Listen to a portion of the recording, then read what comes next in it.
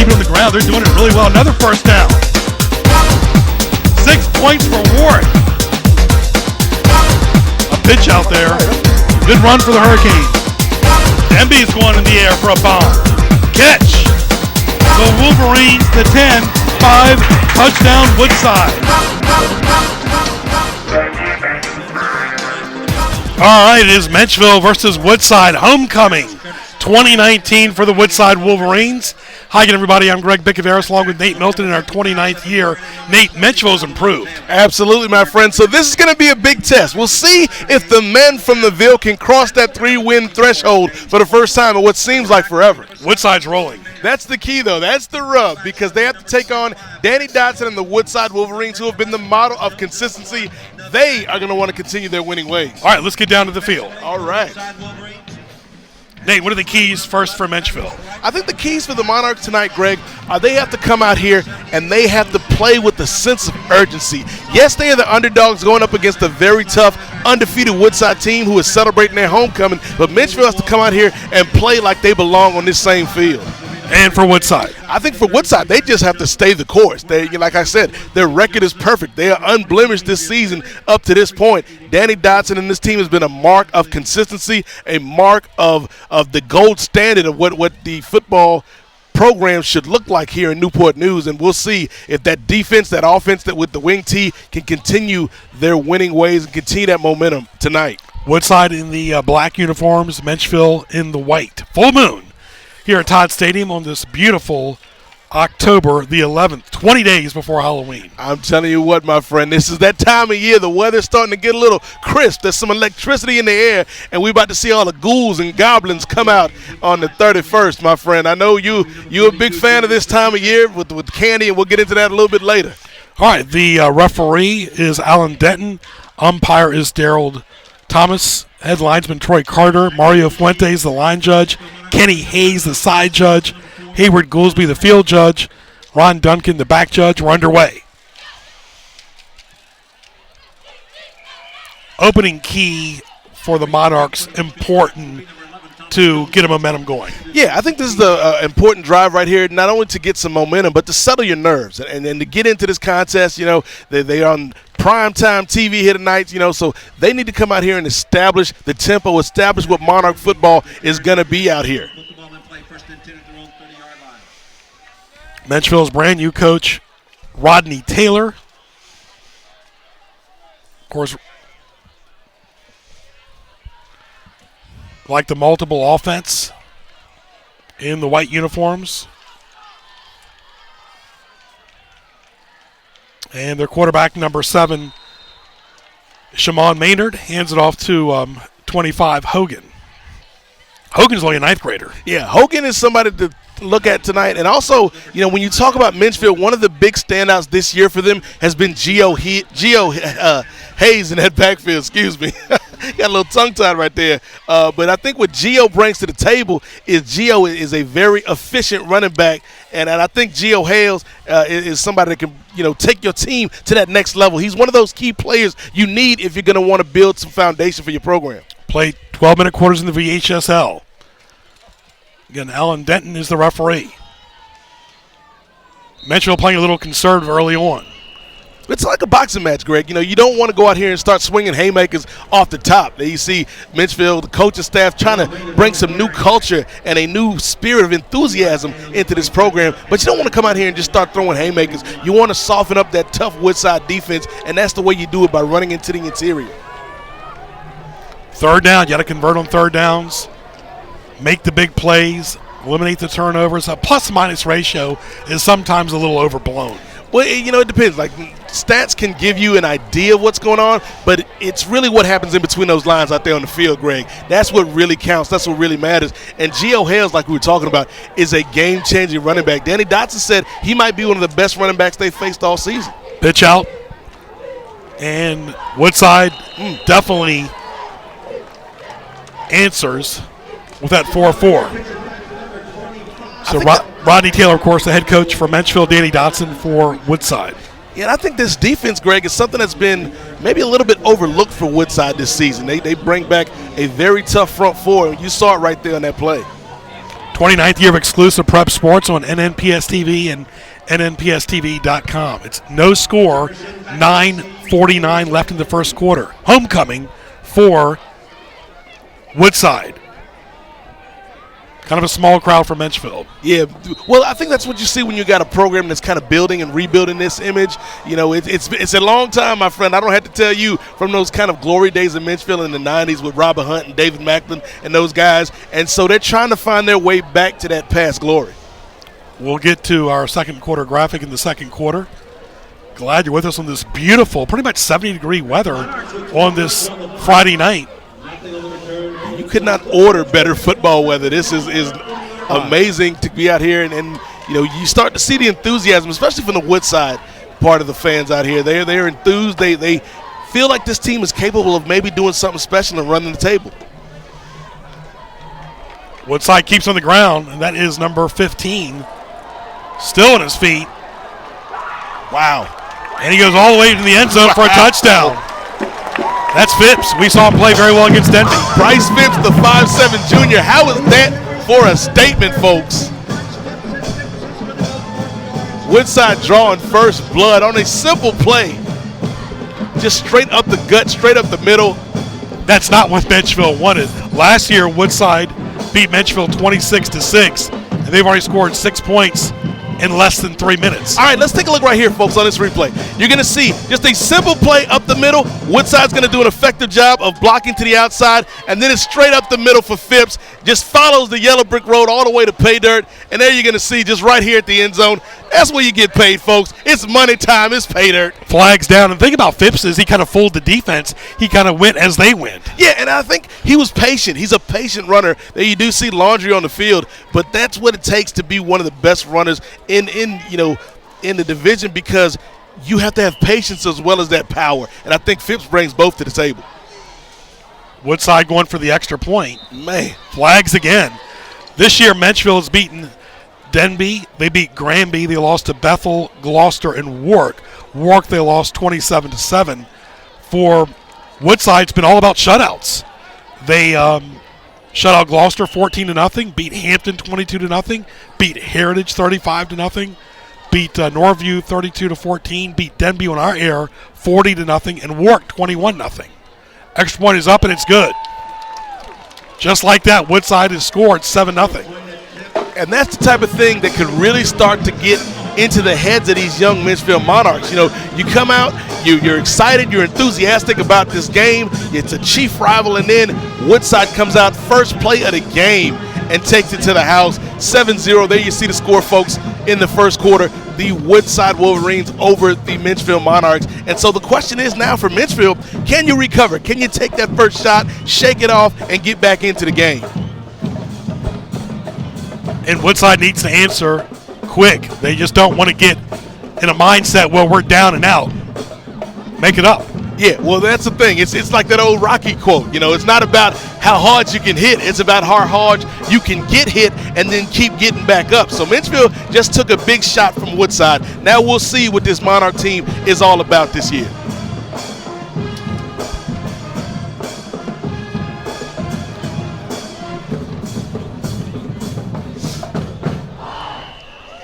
Beautiful night here at Todd Stadium in Newport News.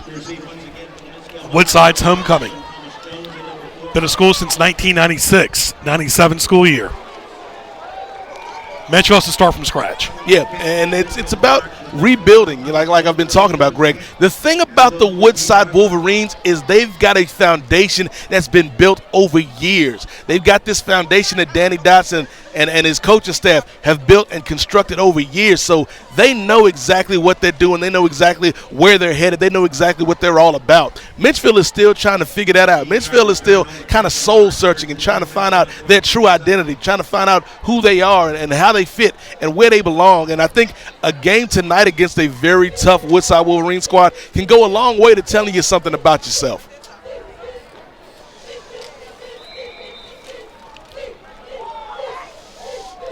Woodside's gotten a lot of shutouts this year, and they're playing very well. Under Danny Dotson in his 21st year, he likes the wing T for offense, 4-4 defense. Strength is balance. Weakness He's trying to fine-tune things a little bit in all areas as they're gearing toward postseason. Now, he's done decent in the opening rounds, not a winning record in the postseason, but he wants to evolve in the postseason. Yep. And I think this might be one of the more balanced teams Coach Dotson has had. Like you mentioned, Greg, that defense, they've gone through their first 5 Peninsula District games without surrendering a point. Like the defense has been that good, that strong, and I think you combine that with the offense of the wing team. There you see him, the dean of Newport News coaches, Danny Dotson. You could make the argument this might be one of his most well-rounded Woodside teams we've seen. Flags all over the place. We want to take this time to give condolences to Sonny Durst's family. Sonny's been a longtime friend of our program here at NNPSTV.com, losing his uncle Terry Heffington. May his memory be eternal. 5-yard penalty against the Woodside Wolverines. And for that note, also, may the memory be eternal of Gail Price. 2nd down and also 7 Audra for Barlow the Menchville Monarch. And Jim and Mary Bicaveras. May all their memories be eternal. Absolutely. Well said, my friend. And again, want to send our thoughts and prayers out to Sonny Durst and his family. Again, like you said, Greg, just such a part of the community with the Daily Press and a part of us, over the years calling sports and doing games here. So, again, want to send well wishes to our friend Sonny. And we'll mention their names again as the announcement went over. Again, Terry Heffington, Audra Barlow, Gail Price, Jim and Mary Bicaveras, and anybody in your family. And I think that's the thing. We have all dealt with loss, and it's about the family and the community, and it's something like this, like football, is part of the community and the family. And so, again, that's what things like this. It could be just a game, but to me, it's more than that. It's community, and that's what it's all about coming out here on Friday Night Lights. It's about the football, but it's also about the family. It's about the community, and I think that's what it's all about. On this full moon, sure is. They are all impacted to the community. Absolutely, my friend. 7:15 left in the first quarter. Still, Woodside up 7-0. Menchville and the white going right to left. They keep it on the ground. Nothing experimental so far from Rodney Taylor. Menchville's had some great players in the past like Altoon, Rodney Womble, Billy Wright, Steve Hagan. Their athletic director is Greg Henderson. And I think what we're seeing right now, Menchville, like you said earlier, they're being really conservative with Hales, trying to get something going on the ground. But that Woodside defense is just double tough. When you talk about Tyrese White or you talk about the Natola brothers who are transfers from Menchville, and Desmond Wright, some of the other players on that defense for Woodside, they are tough, they are hungry, they are young, and they are coming out to make a statement. All right, special load of Kiki checking in from South Hill, Virginia. Thank you, Kiki from South Hill. Kiki, she had a popular song about a year ago about Drake, so thank you for riding with us here, Kiki, for Friday Night Football. Already got the text club going already. Right. Again, Woodside looks like they're juiced. They're not doing nothing fancy, just workman-like fashion. And that's the thing. When you are Woodside, the key to good teams, I think, Greg, sometimes is going out there and doing what you're supposed to do. It might not be glamorous, it might not be fancy, but you go out there and you beat the teams that you're supposed to beat. And unfortunately for the Monarchs, Woodside is just on paper a better team, and they should come out and dominate this game. The task for Menchville, though, is to come out and try to spoil the party. And like you always say, you want to play well under the lights, but don't get intimidated. Yeah. And, of course, you look at the series, it's easy to get intimidated if you're Menchville. Woodside leads this series all time. This is all time since 1996. Woodside's got 18 wins. Menchville's got 5. This is their 24th meeting. Menchville last won this contest in 2001. And that's the thing. Menchville's success was all, pre-2001 against this Woodside team. And that was in the formative years, The 20th century. The formative years when Danny Dotson was getting this program together. But now they are a well-oiled machine, my friend. They really are. Only 2 coaches in their history. Kind of like the Steelers in a way. They only had 3 coaches since Chuck Noll's been there with Cower and Tomlin. Woodside's only had Schmidt and Dotson. Yep. And they've run that wing T to perfection like we saw in that last play right there by Khalif Jemison. I've been so impressed with what Jemison has brought to the table this season. Jemison, Thompson, they got so many weapons. Phipps, who we saw in that long touchdown run earlier. This is a very tough Woodside Wolverine team to stop because they can come at you from a bunch of different ways. And they don't want to give them any points on defense either. We'll get to that in a minute. Woodside on the ground. Nice run there by number 2, respectively, Tyler Thompson. And you talk about Menchville, they're averaging 16 points on offense, giving up 13 on defense. That's for the Monarchs. Woodside, 27 on offense, only 2 points a game on defense. Yeah, and I think, for Menchville, those stats are promising, with Coach Taylor and what he's brought to the table. But I think it's just a matter of continuing to do it and repeating that process. Whereas for Woodside, it's old hat by this point, my friend. They know exactly what they're doing, and they know exactly how to get it done on the field. Easy stroll, and wow. You don't want to go back to your old ways either. And a nice run right there by number 2, Thompson. Already 13-0. We haven't even played a quarter yet. Absolutely not. Tyler Thompson, the former quarterback, the senior for the Woodside Wolverines, taking the handoff from Jemison and just running straight up the gut. Here we go back again on the replay, folks. Let's see right there. You're going to see just a simple seal out to the outside. Thompson just bounces it out. Easy peasy. There you go. It's all academic for the Woodside Wolverines, and they are up big early on, Greg. Like they've just come out and jumped on the Menchville Monarchs. Again, the question we just asked about 2 minutes ago, how does Menchville respond to that? Well, not on the special teams there because it's 14-0. Again, folks, here's how unfortunately the running clock works. If it's 35-0 in the second half, the clock won't stop. First half, it's irrelevant. So if somebody scored 35 points, it wouldn't matter till the second half. 14-0, there you see the score. Woodside working on that running clock situation for their big homecoming game tonight, folks. Woodside's cheerleaders, they've had some great players in the past like Reggie Johnson, Billy Knieves, Willie Bell, Stephon Welsh. But it doesn't matter what decade it is, they find a way to win. Yeah, I mean, the list could go on. Aaron Evans, the Davis boys, Mondo and McWell. They've had so many great players to put on that Woodside Wolverine uniform, and the consistent key, the one constant for all of those players has been Coach Danny Dodson and what he and his assistants have brought to the table. And you cannot undervalue how important that is. It's like in the NFL, it's the owner, the coach, the general manager, and the quarterback. In high school, it's the head coach and the quarterback. Yeah, that connection. It's consistent, yeah. It just really is. You got to find somebody on the same page with you. And Menchville on a good special teams run, but they want to get the spurts they've had. And remember, they were close last week, and then Warwick scored 27 unanswered points. Yeah, and I think unfortunately for Menchville, we just talked about how consistent Woodside has been. Menchville has been the exact opposite, as Coach Taylor is the 9th Monarch coach in 25 seasons. So they've had kind of a revolving door in terms of leadership there. And some of those revolving doors were Nutty Combe. You see Taylor there. Jacob, Pierce, Bryant, Mollenhauer, Byron, Tidwell, Savage. There you see Rodney right there. We had him on Sports Highlights back in the summer. Menchville keeping it on the ground.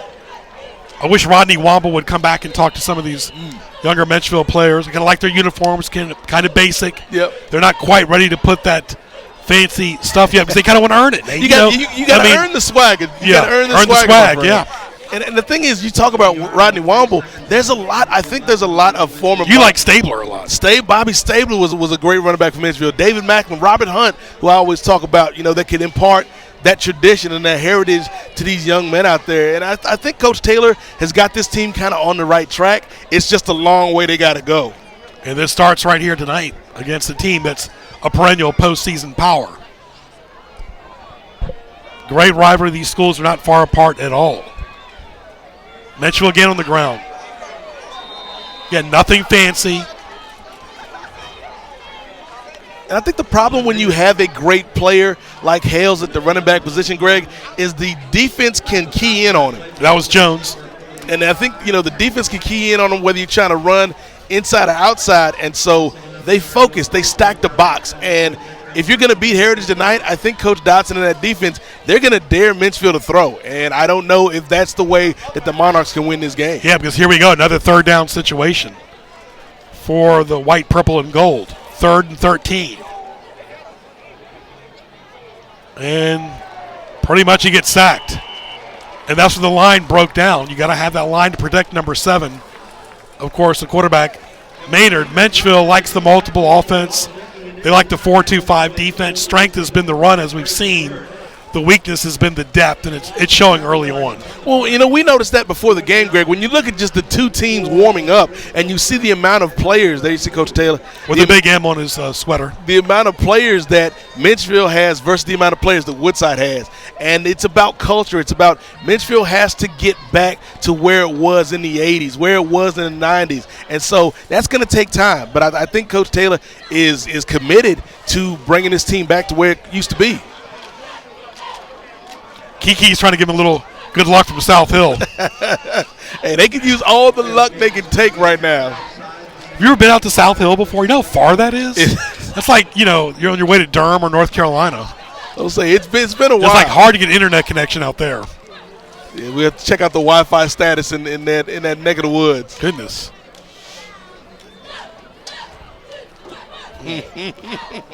Ever the comedian. Greg, our engineer. Got a great first name, though. I got to give him credit. Full moon tonight in Newport News, and Woodside is rolling still in the first quarter in their black and aqua uniforms. And their quarterback, of course, number 1, Khalif Jimison. Between Phipps and Jimison and Tyler, that's a great 1-2-3 punch. Yeah, and that's the thing. When you run this wing T, it could be the quarterback, the fullback, the running back. You can even run a sweep around the end with the wide receiver. There's so many ways they could beat you out of that formation. And Danny Dotson's been doing it for years. And there's no magic. There's no trickeration going on with Danny Dotson. You know exactly what's coming with that wing T offense. The question is, can you stop it? And speaking of no stopping, these Woodside Wolverine fans are packing the place here at Todd Stadium for this homecoming celebration tonight. Woodside on the run, number 20. Elusive. And that's Hill. Climbing no hill tonight. I'm telling you.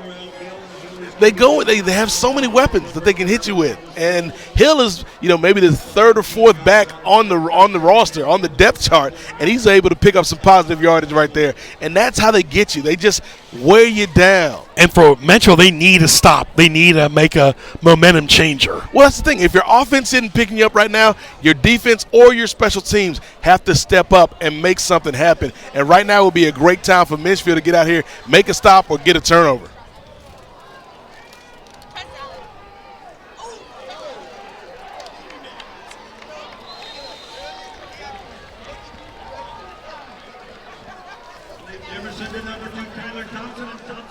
Thompson right there. Just so much depth they can throw at you. Yeah, Thompson's not a big guy, Greg. 5'10", 165 pounds, but he's quick. He's got a low center of gravity. He's quick, and he can get to that outside edge in a hurry. And I think we're seeing all sorts of problems and matchup issues being had right now by the Menchville Monarchs as they try to slow down this Wolverine offense. Big game tomorrow, Michigan and Illinois, Rutgers, Indiana, Maryland, Purdue, Michigan State, Wisconsin. A lot of good games in the Big Ten tomorrow. I'm telling you, college football is in the air. It's a great time to be a fan, whether you like high school, college, or the pros. This is the best time of the year if you're a football fan, unless you're a fan of the Redskins. Or the Dolphins. And they play each other this Sunday. And that was a great game in the 70s during the Super Bowl. Yes. When Billy Kilmer played and Larry Brown and Greasy and Zonka, but that was a long time ago. It's been a long time since the Mercury Morris days. We saw NC State beat Syracuse 16-10 last night. Florida State plays Clemson. Rhode Island plays Virginia Tech. Louisville plays Wake Forest. Of course, it's always about Alabama and Clemson. But Clemson got a scare a few weeks ago against Carolina. But they found a way to win. Clemson, good teams will find that way to win. They'll find a way to overcome the odds. Woodside on the run. Across the 20. Again, Menchville needs a stop, a turnover. Good defense there by the Monarchs. And that's why this wing tee is so hard to defend if you don't have those players who have been experienced playing against it, because they can run up the middle, they can go to the right, they can go to the left, they can do an inside handoff. And so there's so many variations that you can run out of that basic wing tee pattern that Menchville has got to figure out how to anticipate. It just can't be, they can't be reactive like you always say, Greg. You got to be proactive and go out there and make a play. Because Woodside will look for any opening they can. And that was Phipps, number 15. At Greg Bick, at Sports Highlight, at HR Online Mall.com, at HRSMHOF1, at GJB TV. At N, the number 8, MOZAIK, at Nate Mosaic, and at KOS_POD at Cospod. All right, we played one quarter. It's all Woodside on homecoming, 14-0. Stay tuned.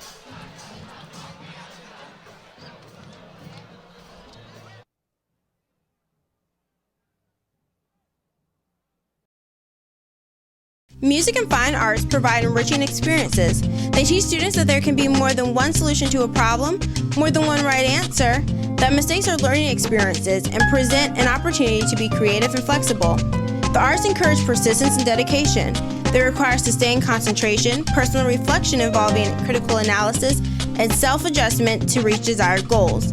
These are essential 21st century skills. Skills recognized as important to productive career and citizen success. Each student deserves and benefits from an arts-rich education.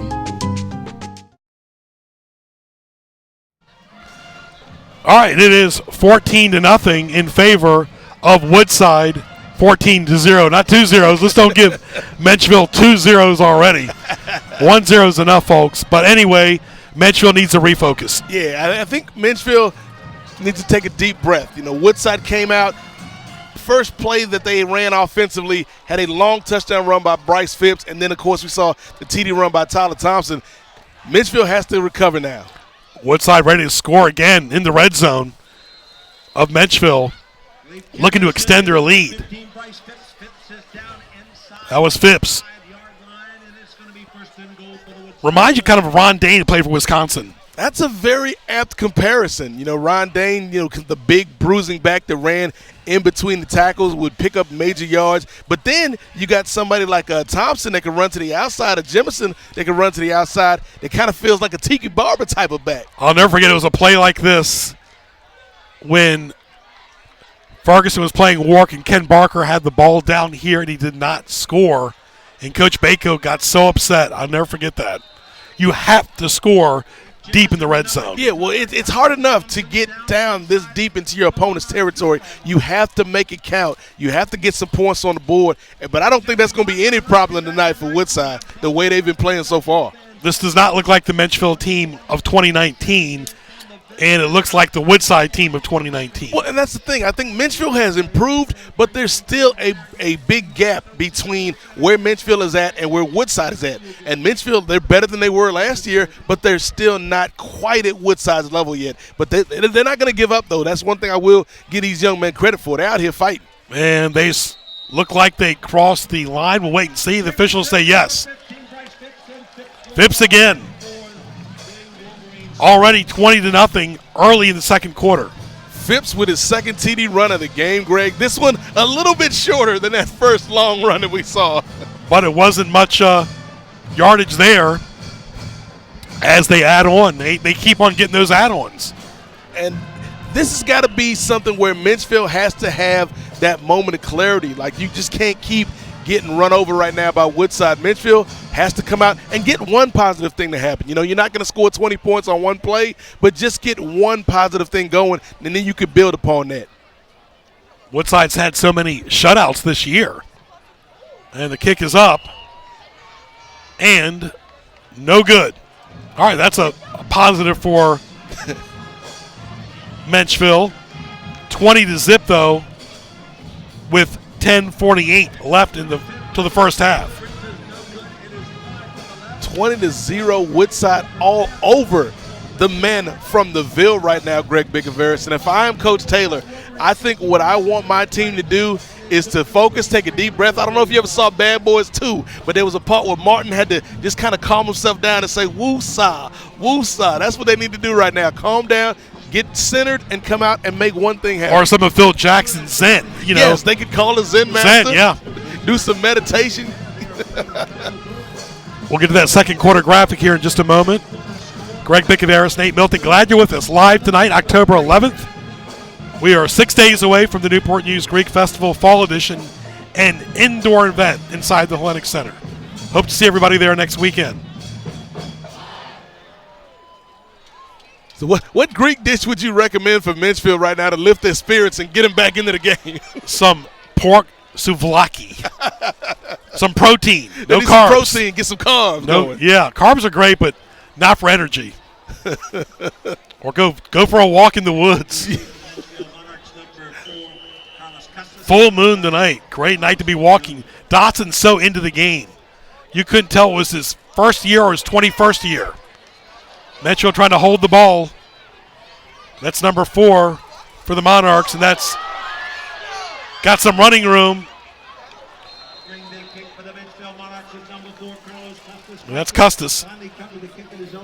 That was a great play right there by Custis. He actually missed the ball twice. First it went over his head, then he bobbled it, but he was able to recover and pick up some positive yardage on the return. Let's take a look right here, folks. You're going to see the bobble, and then Carlos is going to try to make some moves, finds a block, gets open, comes to the outside, and right there you're going to see he's going to spring to the outside. The defense finally is able to track him down, but a great job by the return by Carlos, who, like I said, he bobbled that punt. He muffed the punt, but he was able to make some things happen. Nice stop there by Thompson for Woodside. Metro in the white uniforms. Going back for a play action. Complete. Still on his feet. A nice break there by the Monarchs. Thomas Jones. TJ making things happen. That's what I'm talking about, Greg. Get one positive thing to happen. Now let's get 2 positive things to happen. Quick screen pass right there, and you're going to see Thomas Jones. They try to take him down. He's stumbling, he's bumbling, he's rumbling, but he keeps his hand on the ground, plants, picks himself back up, and is able to pick up some positive yardage. Great job securing the ball, too, at the end of the run right there because they were trying to strip it from him. That's what Menchville needs. Get one positive thing, then another positive thing, and maybe you can start to build some momentum. Fumble. That is Menchville not got what it. they need. Nope, that was number 5, respectively. Hales. Again, Menchville is 2-3. Woodside is 6-0. What's amazing about Woodside is 5 of their 6 wins have been shutouts. Yeah. They're shutting out Menchville early tonight. They have been so dominant defensively. And for Menchville, I know 3-3 doesn't sound like the most impressive record in the world, but it would be a big deal for these kids. There you see Coach Taylor. It would be a big deal for those Menchville Monarchs to be 3-3, to be 500 right now, to beat Woodside. This could be one of the biggest wins in recent memory for this school. So this is a big series right here if they can put some points on the board. Fumble again. Got to hold that ball. And usually a fumble means going backwards, and that's what happened right there with Hales. You can't afford a turnover or a fumble or any type of mental mistake in normal circumstances, Greg, let alone when you're down 20 points to arguably one of the best teams in the area. And so Menchville has got to cut down on those type of errors because you can't give Woodside any more help, any more positive benefits than you need to. Fans enjoying the game on Woodside's homecoming. We'll be back with you in 2 weeks for Bethel and Warwick. Hope you enjoyed the nice interview we have on Sports Highlights this month with the Ingromenius brothers and the new coach at Heritage. Screen pass, got to watch it, almost tipped away and intercepted. So right now, Menchville might need a play action or a nice run, but to experiment throwing too much. And that's one thing. Ever since Vic and Curry and Brooks left, this has mostly been a running district. Yeah, like every now and then you'll find somebody who shows brief glimpses of being able to be proficient with the pass. I thought Aaron Evans did a great job for Woodside here a few years back, being able to run and pass. But particularly when you talk about Woodside and that wing T, it's primarily running quarterbacks that we see in Newport News. Decent punt for Menchville. Take a decent roll. Woodside will have it around the 12. But you look at Aaron Brooks played Division I for Virginia. Yep. Michael and Marcus Vick, Division I for Virginia Tech. Ronald Curry, Division I for North Carolina. But very few quarterbacks have played Division I since. And the players that do end up going to Division I, they switch positions most of the time. Aaron Taj Boyd played for Clemson. Yep. Taj Boyd played for Clemson. Aaron Evans becomes a defensive back instead of a quarterback. Taj Boyd played for Phoebus in the late Bill D. And Taj Boyd was one of a kind. There've been so many great players over the years. When you talk about a Michael Johnson, who played at Heritage, or we'll get to that in a little bit later. Elon Lewis is another one that comes to mind. We had him on our air back in the early 2000s. But I think to Jimerson's credit, though, Greg, I will say he's not, somebody that's going to go out there and throw the ball 20, 30 times a game. But he has shown that when needed, he can pass the ball a little bit. And Woodside's playing a little conservative, too. I mean, they're winning, but they're not going for the juggernaut. Yeah, well, I think that's the thing. When you get into a game like this, you can work on maybe some things that you need to tinker in terms of your offense, in terms of your formations, because every game is not going to be this easy, particularly when we talk about Phoebus. And good defense there. We're getting near postseason football, so let's get to our graphic here in a few moments. All right, let's do an interview here with one of our field reporters.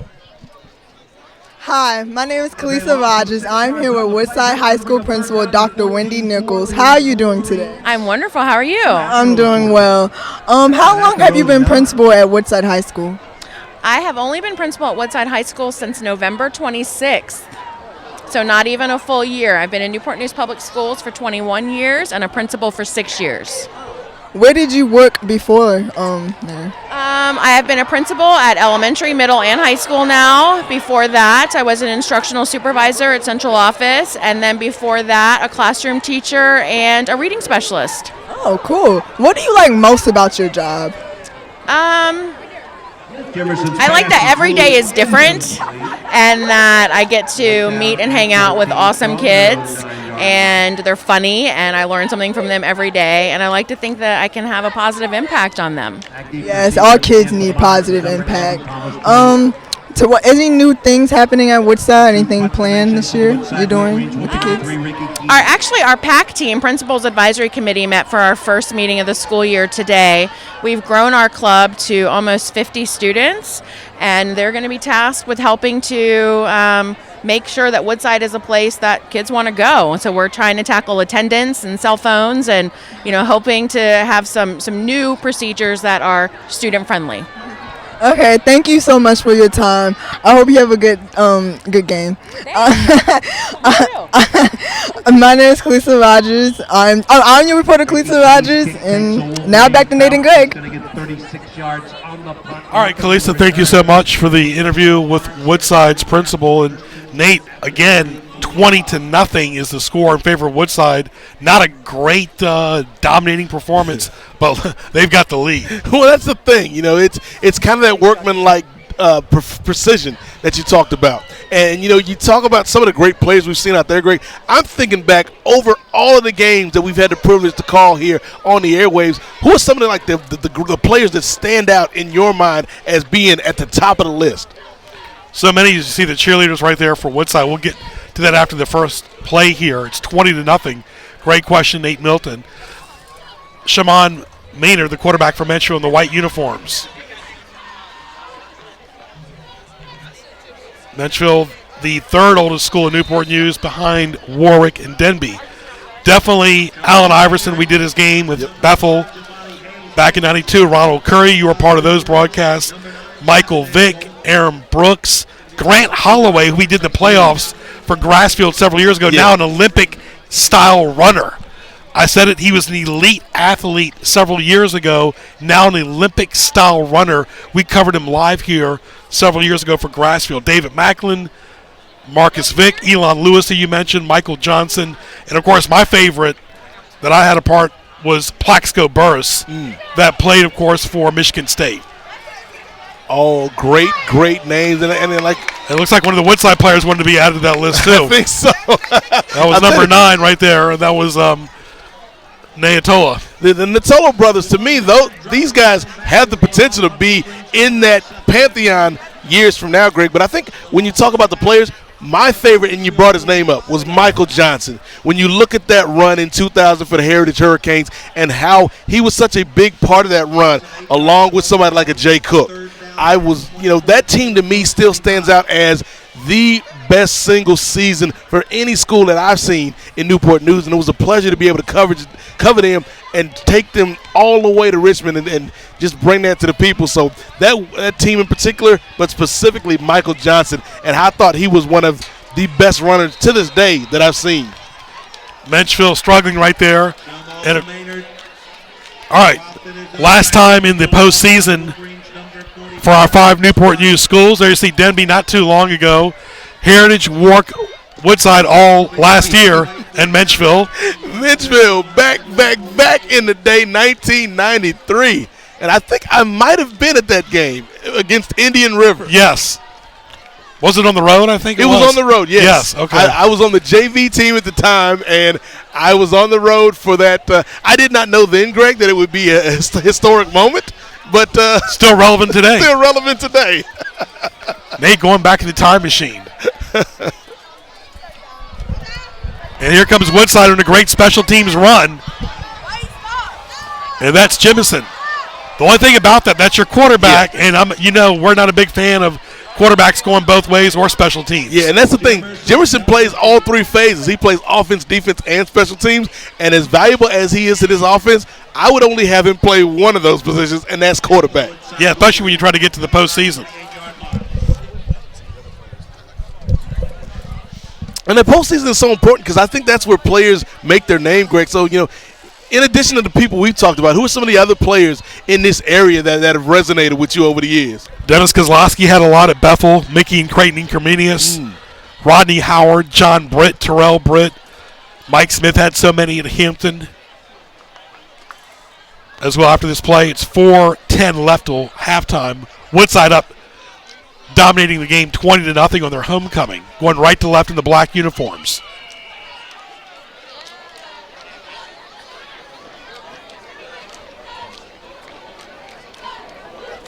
Penalty on Woodside.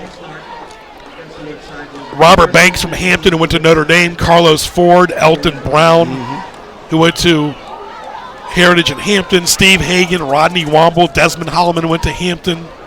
Max Yates, Jeff Hagan, Carl Barkers, Dee Van, Jason Cook, you mentioned, Daryl Blackstock, Robert Hunt.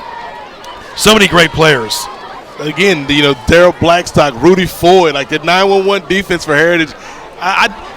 I love going back and watching those teams play. A nice run by Woodside's number 13, respectively. And that is Avery Scott. And then Robert Hunt, name you brought up, of somebody who was a year or two ahead of me at Menchville when I was going there, and has just always been a class act in my book, and played football at UVA, and then went on and had a cup of coffee, on some practice squads in the NFL, and actually won a championship in the XFL, the original Vince McMahon XFL. We'll see how that evolves next year. And then went on to do some coaching, but he's always been a class act in my book, and it just goes to show you the legacy and the tradition we have in this area. All right, 3:28 left till halftime. Stay tuned for that. Should be quite a show. 20-0 is the score. Woodside in the black running. Might be the best run of the game. It is. Excellent run by number 2, Tyler Thompson. Showing how versatile he is. Tyler Thompson looking like TNT because he was shot out of a cannon there, my friend. You see right there. Lane opens up for him, and Tyler Thompson is off to the races. They're not going to get him. They're not going to stop him until right here at the very end. And a great job of exploding, finding that lane, and getting to the outside by Tyler. We're in the postseason for baseball. Who do you like, the Nationals or the Cardinals? I mean, obviously the fans in this area are leaning more towards the Nationals. I tend to as well, especially since the Cardinals eliminated my Braves. So I'm going all Nats all the way. Phipps right there on the run. Woodside trying to score again before halftime. And what about you, my friend? I've seen the Nationals play twice this year. They don't mean nothing. I think the Cardinals are going to win. I think the Cardinals are playing at home. The Nationals have had a little leprechaun luck early. But I think it wears off in the cold St. Louis weather. Well, that can be a factor, the weather. It really could. It really could. That's football weather now. Especially for the pitchers. Woodside again. Jimison, yes. Wow. Just like that, folks. It's 26-0. Nate with the recap. All right, let's take a look here at this replay. Jimison with the fake inside handoff, and then right around the edge to the inside. Nice touchdown by Jimison, and the domination by the Woodside Wolverines continues. And they're not going for two.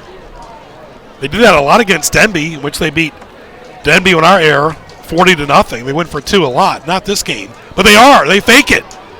They loft it. Usually when you loft it, it's blocked, and it was.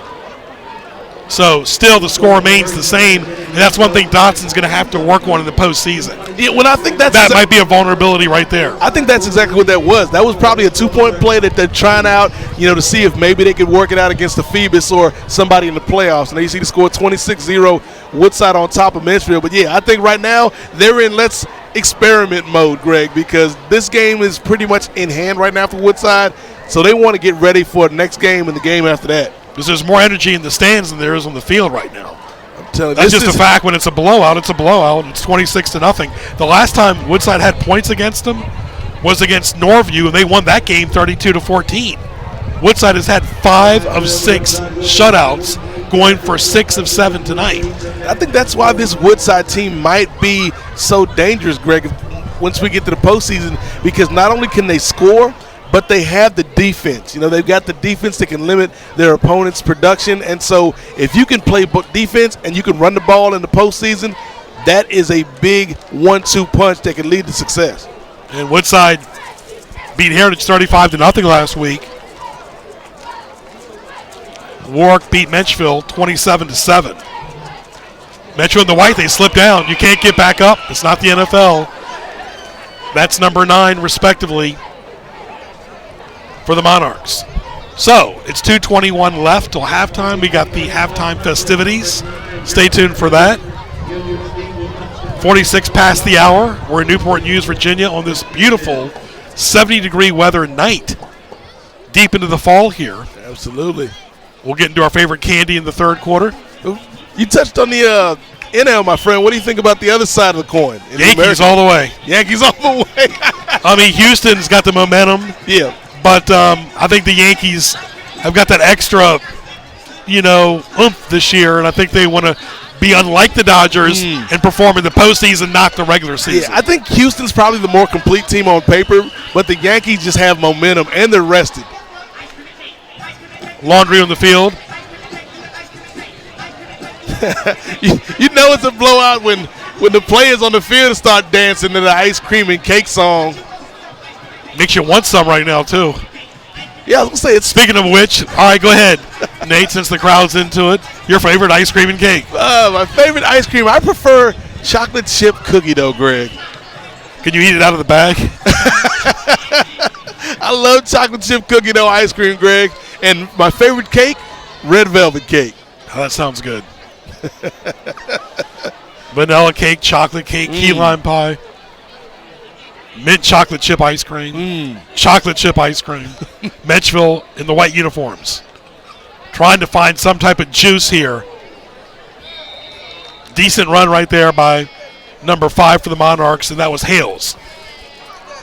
That was maybe the best run so far tonight by Hales in terms of getting some positive momentum. Woodside's done a really good job of containing the young man tonight, and he was the big key coming into the game for the Wolverines. How do we stop Hales? Well, they've done a good job tonight of limiting his production.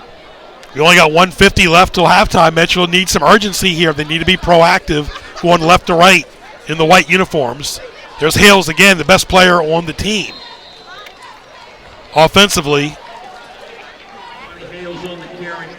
2 Hales on the team. Hales and it's Giovanni and, of course, Josiah Hales, too. Both learn from each other. I think that, like Gio, that's a really cool name.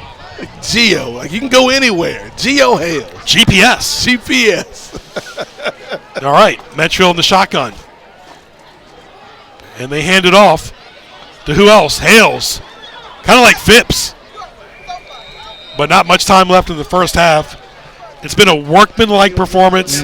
Nothing fancy by Woodside, but enough to get a big lead. That's kind of like the silent killer. You know, they prey on your vulnerabilities. Yeah. Well, and I like that run right there by Hales, but the problem is when you get down this big, you're going to need to throw the ball because you're not going to be able to make up that many points just running the ball, Greg. Because what you're doing now is pretty much for the second half.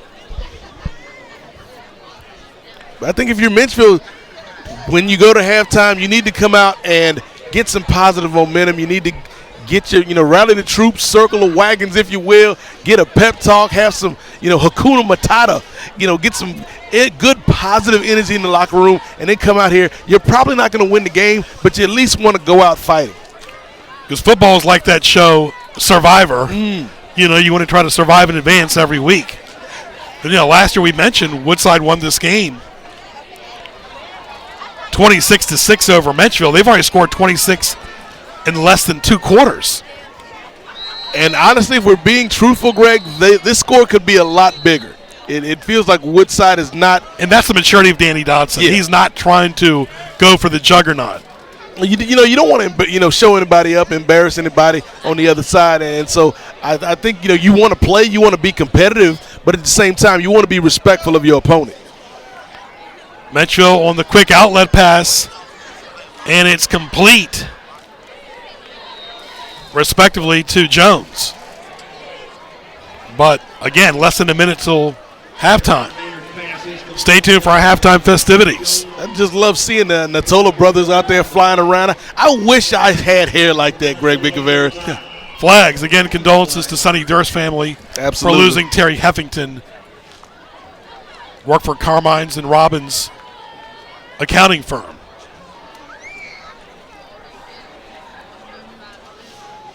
Full moon tonight in Newport News, 20 days before Halloween. Menchville trying to see if they can find a treat, or will they just continue to get tricked? And now they're going for the deep pass. Incomplete. Hard to make up 26 points in 29 seconds. Well, that's the thing. You haven't thrown deep all game, and now you're being forced to kind of because of the situation on the scoreboard. So it's going to be really interesting in the second half to see how that run-pass balance sort of works out for the Menchville Monarchs. Thank you to our great audience watching and to all the locals and tourists. Sports highlights, sports scene, and our sporting events all on YouTube. Sports highlights interview show countdown to the 300th in March of 2020. Again, Menchville in the air and intercepted. Right into the hands. And that was Scott. Great Scott, my friend. You're going to see. Just throws it up for grabs. It's a rainbow. Who's going to get it? Who comes down with the pot of gold? Scott comes down with it. And that's the thing. When you're throwing off the back foot, when you're trying to rush, when you're trying to make things happen, you lose track of what you are good at. You lose track of what you've been instructed and trained to do. And right there, just a heads-up play by the Woodside Wolverines to close out this first half, Greg, with another interception. And if Steve Hagan or Jeff Hagan or Billy Wright are listening, all former Menchville quarterbacks, please come by the school and talk to some of these kids. They could use your guidance. Tracy Parker, Marcus Dinkley, anybody, Andy Marlowe, Jay Reed, Luther Jenkins for that reason. Anybody. As we count down the final seconds till halftime. And we are 24 minutes down, 24 to go. It's halftime. It is Woodside 26, Menchville nothing. Stay tuned.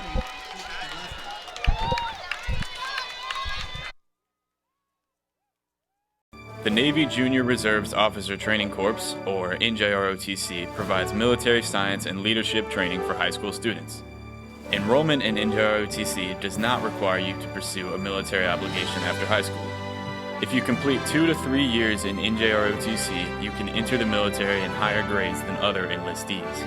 For more information, please contact your school guidance counselor or visit www.njrotc.navy.mil or www.navyjrotc.us. Serving the community can have a big impact on society. Everyone loves when someone takes time out of their day to spend time, either just hanging out, or helping out. There are many different people to serve, from kids to the elderly, the homeless to your next door neighbor. And the best part about serving is that it spreads. So take time to serve someone else, to serve your community, and to do your part. All right, it's 26-0. Woodside winning during their homecoming against Menchville. Enjoy the band.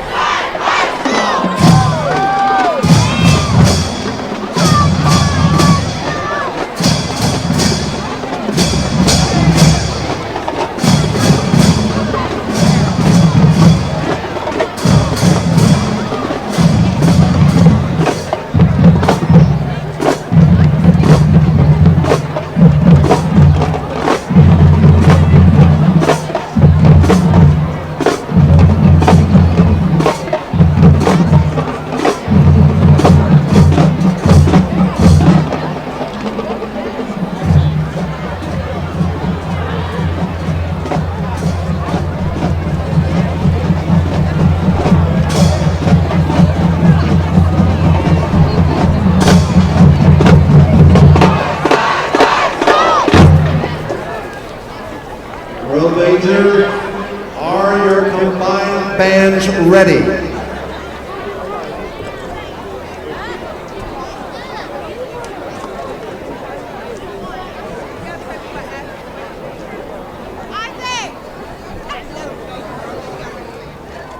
Ladies and gentlemen, once again, for our pre-homecoming festivities, the Colossal Band composed of the marching Wolverines and the 8th graders from Dozier, Passage, and Hines Middle School.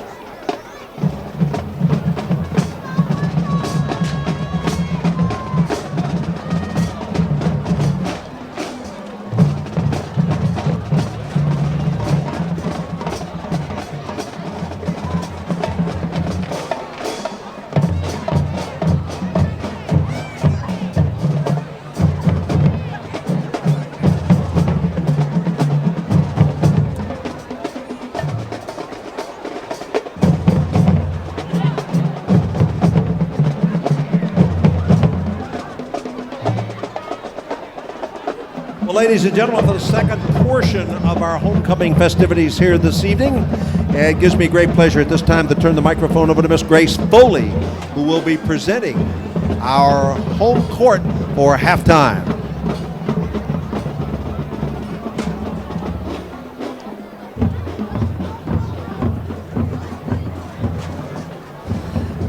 Good evening, family, friends, and fans. We will now begin announcing our homecoming court.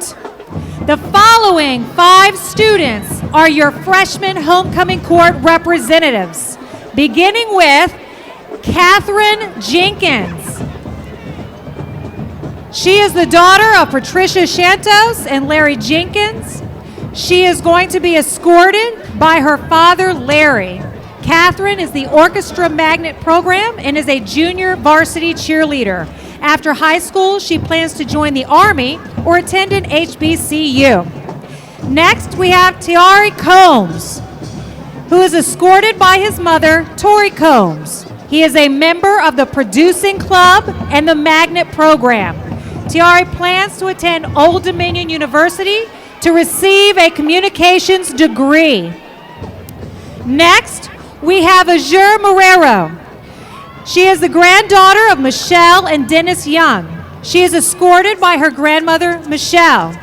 Azure is a junior varsity cheerleader and plans to become a neonatal nurse after high school. Now we have Terrell Williams, who is the son of Shakira Grady and Terrell Williams. His escort is his mother, Shakira. He is a member of the Communications Magnet program. After high school, Terrell plans to become an anesthesiologist and open his own bakery. Now, to round out the freshman court is Clarence Bushrod IV, who is the son of DeWanda and Clarence Bushrod III. He is escorted by his mother, DeWanda. He is a member of the junior varsity football team and in the Theater Magnet. Clarence volunteers for Youth Volunteer Corps and the 4-H Club. He plans to attend college to major in science and technology engineering while playing football. Next, we have up 4 sophomore homecoming court representatives. To begin, we have Dakota Brown, who is the daughter of Marquitas Kelly Brown. She is escorted by her mom, Marquitas. She is a member of the Dance Magnet and in her free time works at Chick-fil-A and dances at the Good Dance Project. After high school, Dakota plans to attend a small university to become a nurse and continue her dancing career. Next, we have Marcus Pfeiffer, who is the son of Carletha Pfeiffer and Marcus Pfeiffer and is escorted by his mom, Carletha. He runs track and is in the Media and Communication Magnet program. Outside of school, Marcus runs for AAU track and field. He plans to attend Florida State University and one day become an Olympian. We next have Angel Drake, who is the daughter of Lakeisha Roberts and Andre Drake. Her escort is her sister, Kiara Roberts. Angel plays junior varsity field hockey, sings in the Jubilee Choir, is a member of Key Club as well as the Thirst Project. Outside of school, she works at Busch Gardens and volunteers with a homeless shelter. Angel plans to attend Duke University to one day join the medical field. Wrapping up our sophomores is Elijah Jackson, who is the son of Wheeler Tazwell and is escorted by his dad, Wheeler. Elijah is a member of the marching band and a member at large in student council, while also a student in the Music Magnet program. Outside of school, he is a member of Keystone, which is a volunteer organization for the community.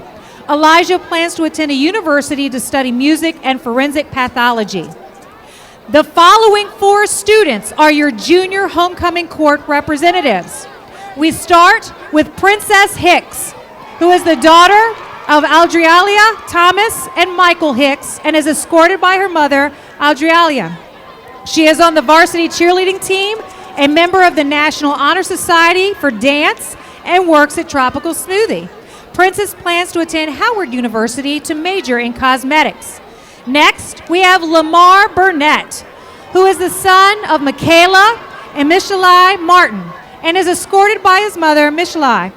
He is the president of the Student Council Association and works at Subway. After high school, Lamar plans to attend college to major in psychology. Now we have Logan Minter, who is the daughter of Leslie Minter and is escorted by her brother, Jordan Jones. She is a varsity cheerleader, a member of the Dance Magnet, and works at Busch Gardens. Logan plans to attend Virginia State University to pursue a degree in nursing. Finally, we have Dylan Gross, who is the son of Lorelei Shepard and is escorted by his sister, Kale Gross. He is a member of the varsity soccer team. After high school, Dylan plans to join the Marines. And now, here are your 8 senior homecoming court representatives. To begin, we have Amani Ross, who is the daughter of Shay and Corey Ross and is escorted by her brother, Alex Lewis. She is a member of DECA, Model UN, International Club, a senior class officer, and a member of the varsity field hockey team. In her free time, she is a brand ambassador and likes to sing. Amani plans to attend LIM College in New York to study fashion business management. Next, we have Eric Mendez Alberti, who is the son of Bernice Alberti and is escorted by his mother, Bernice. He is president of International Club, vice president of DECA, a member of the Spanish National Honor Society, a member of the varsity volleyball team, and works at Busch Gardens. After high school, Eric plans to attend the University of Richmond to study management and human resources. Now we have Moselle Hardy, who is the daughter of Garrett Hardy Sr. and is escorted by her grandfather, Al Chesley. She is a member of DECA in the Drama Magnet program and volunteers for Habitat for Humanity. After high school, Moselle plans to attend Virginia Commonwealth University and join the Navy. Now we have Andre Weatherspoon, who is the son of Gwen Weatherspoon, is escorted by his mother, Gwen. He is a member of the tennis team and color guard, works at Busch Gardens, and is a section leader in the Jubilee Choir and Meister's Choir. Andre plans to attend George Mason to study psychology. Now we have Anaya Booker, who is the daughter of Bridget Edwards and is escorted by her mother, Bridget. She is captain of the varsity volleyball team. Anaya plans to attend Virginia Commonwealth University to major in law and to later attend law school. Next, we have Samuel Cedino Jr., who is the son of Janira Cedino Ortiz and Samuel Cedino Sr., and is escorted by his mother, Janira. In his free time, Samuel is a barber and a YouTuber. After high school, Samuel plans to attend Thomas Nelson Community College to study business management and become a full-time barber and YouTuber. Now we have Aubrey Drawn, who is the daughter of Chantalee and Dane Jackson and is escorted by her mother, Chantalee. She is a manager of the cheerleading team, a member of the Honors Student Club, and works at Dairy Queen. After high school, Aubrey plans to attend Thomas Nelson, then transfer to Virginia Commonwealth University to study architectural design and business. Wrapping up our seniors, we have Trayshawn Drake, who is the son of Lakeisha Drake and Andre Drake, and his father, Andre, and his sister, Sierra, are walking in his place. He is a member of DECA, Key Club, Jubilee Choir, and Advanced and Intermediate Orchestra, and is a member of the Music Magnet program. Outside of school, he volunteers to feed the homeless and has 2 jobs at Captain George's in Busch Gardens. After high school, Trey plans to go to college to study cybersecurity and then commission into the U.S. military. Now, it is time to announce our 2019 Homecoming Court winners. Congratulations to our freshman winners, Clarence Busher and Catherine Jenkins.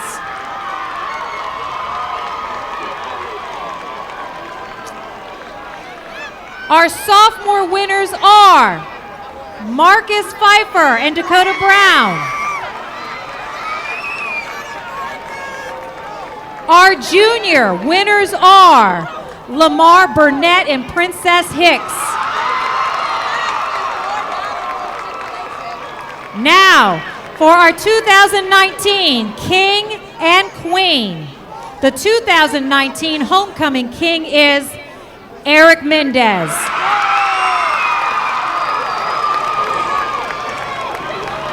And the 2019 Homecoming Queen is Amani Ross. Congratulations to the entire 2019 Homecoming Court.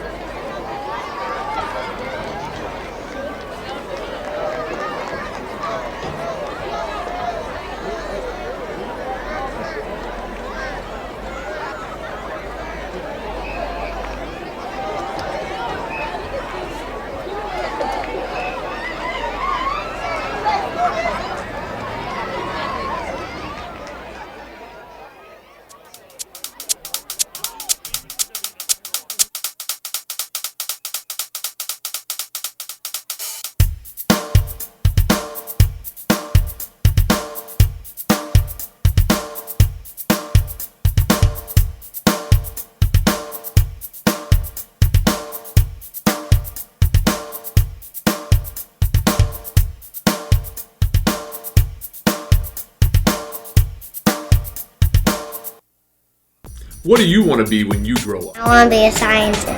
I want to be a doctor. I want to be an engineer. Our younger students have the right idea.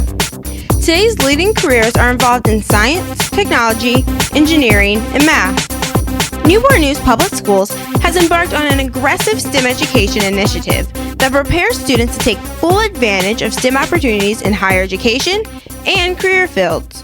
So, what do you want to be when you grow up?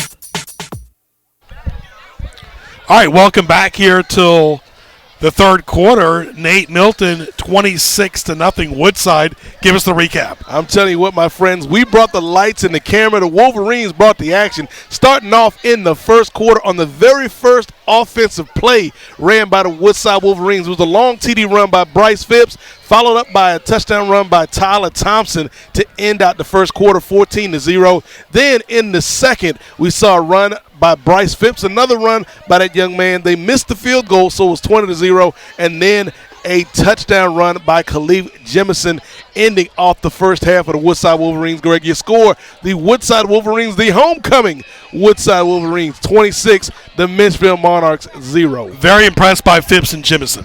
I think this running attack, you call it a two-headed monster, but really it's a three-headed monster when you throw in Phipps, Tyler Thompson, and Khalif Jemison. There's so many ways that the Woodside Wolverines can beat you, and it's going to take a lot for the Menchville Monarchs to get back into this game. So I don't know what Coach Taylor told these boys at halftime, but we want to see a much more enthusiastic Menchville Monarchs here in the second half, live on NNPSTV.com. Cox 47, Verizon File 17, and of course all over the world via the internet. 18 after the hour here, live on NNPSTV.com, as Nathaniel said. Our 29th year. Looking forward to the Bethel War game in 2 weeks. Creighton Inkermini is the coach of Bethel. Of course, trying to bring back the ways of Dennis Kozlowski, who was the coach there from 74 to 98. We talked about some of the heydays in 74. Kaz won the state championship in his first year as head coach. 75, Hampton won. 76, Bethel won. 77, Hampton won. As we see Danny Dotson, who's on par as, a successor. When Dotson first got into the league, Bill D was coaching Phoebus. Mike Smith was still at Hampton. He still is there today. But going up against those guys when he was an assistant at Ferguson, gave him a lot of strength and confidence. Yeah, I was going to say, the only thing missing from Danny Dotson's resume is that big championship at the end of the season. Other than that, Danny Dotson has done it all here for the Woodside Wolverines. Every season you could pencil him in for at least 8 wins a season, and that consistency is what Danny Dotson and his assistants have brought to the table. Dotson is 6-12 in the postseason. That's the one area he does not have a winning record. Rodney Taylor, the coach of Menchville, who's got 2 wins this year. But pretty much, as you know, Nate, in sports, all people remember is the wins and losses. They don't remember the details, but they go back on YouTube and watch our games to get the details. Well, it's like Herm Edwards, the former Jets coach who is now the head coach out at Arizona State, always used to say, you play to win the games, and that's what it's all about, and so Woodside has that. Woodside has that consistency. Woodside has shown that they're a winning program. Menchville with Coach Taylor, Greg, they're trying to get back to that level that you saw in the 70s, 80s, and 90s. Look, ESPN's got College Game Day. They're trying to copy us here at the high school, doing the game day out here on the stands. I'm telling you, I wish I was as enthusiastic as Lee Corso when I get to be that age, though. Ooh. He's had his issues. Ray and I interviewed him in Norfolk several years ago for Sports Highlights, well into his 80s. I'll never forget, he always would talk about Ohio State. One time I left him a message on his voicemail. I said, what was your record against Woody Hayes?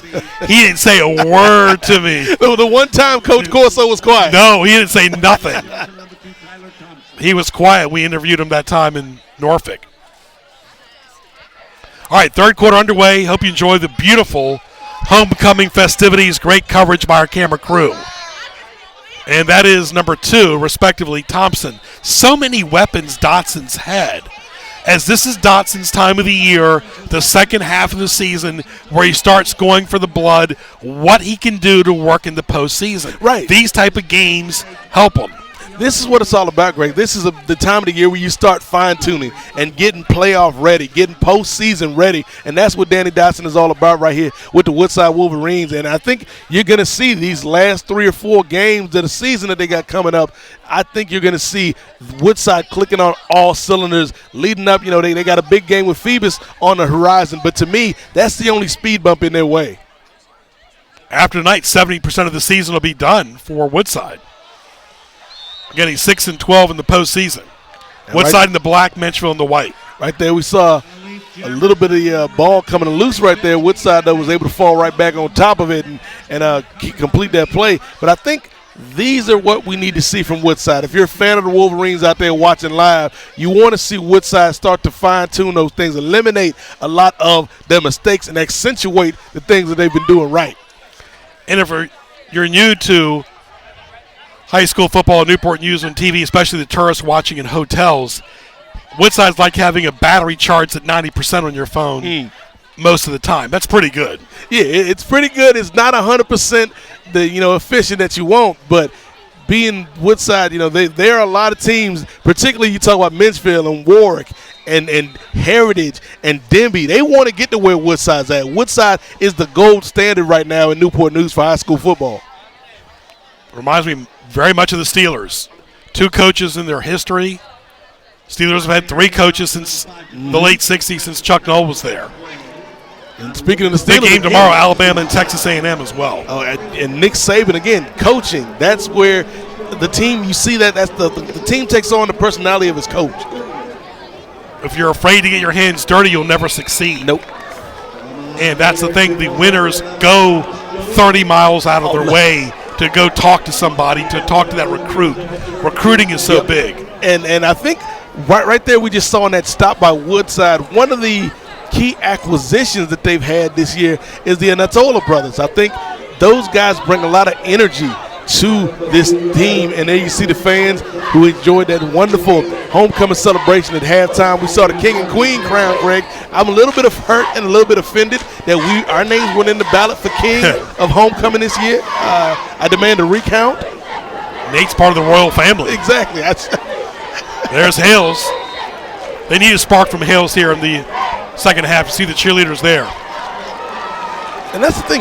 You just need little things. Like you said, Greg, you're not going to score 26 points on one play or one series. So just give me something positive here for the Menchville Monarchs. Show that you still got some fight. Show that you're not giving up. Show that you're not going to quit here against a very tough Woodside Wolverines. Excellent graphic by our crew. Love the gold and black shadow. Looks excellent. again. 29th year of high school football on NNPSTV.com.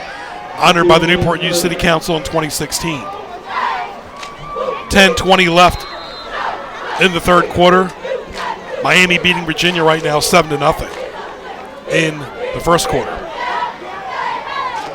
It's been an interesting season for Virginia. There you see the cheerleaders getting this crowd hyped, getting this crowd enthusiastic. But it's been an interesting season not only for the Cavaliers, Greg, but also for the Hokies, who are uncharacteristically down as of late. And we'll bring back the Tex Club during the Warwick-Bethel game in 2 weeks. Looking forward to that. It'll be a great city versus city rivalry there. Can't wait for that game. The most anticipated game of our season will be in 2 weeks. A very much improved Warwick team who has a chance to go to the postseason. They still need to take care of some business against a much improved Bethel team. Bethel bringing back their tradition, the colors, the green, gold, and white when you were in school and I was in school. It's going to be a fun game, and that was a fun play right there by Shamon Maynard. That the pass tipped, but we're able to come down with it to pick up some positive yardage. Menchville on the ground. Hales again. Keeps that extra effort. Proactive runner. Reminds you a lot of Rodney Womble that played for Coach Nuttycombe.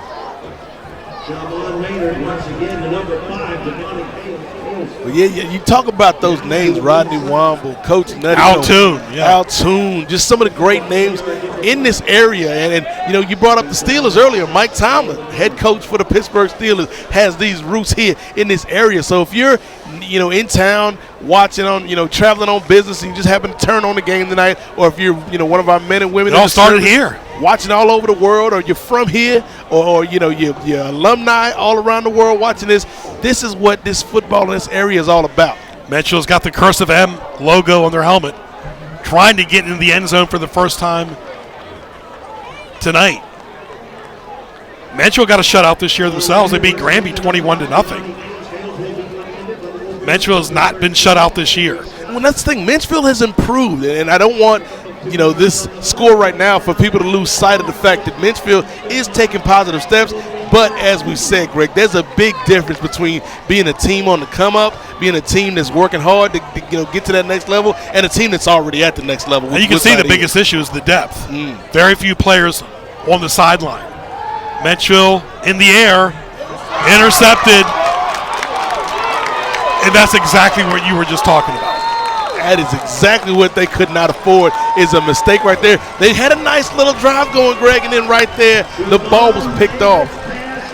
And again, we've said it since pretty much Marcus Vick left Warwick. It's been pretty much a running district. Well, there you're going to see Chambly does a great job of cutting in front of the man, and you know, is able to intercept the pass and run it back, you know, for a nice pickup. It's almost like the boxer, the late great Sweet Pea Whitaker. You toy with him a little bit, and then he's going to get that, you know, that punch or that interception. That's exactly what Woodside did. It's almost like, let's take a step back, you know, let's get on the red zone, and then we go for the interception. And you eat and you chunk up the clock.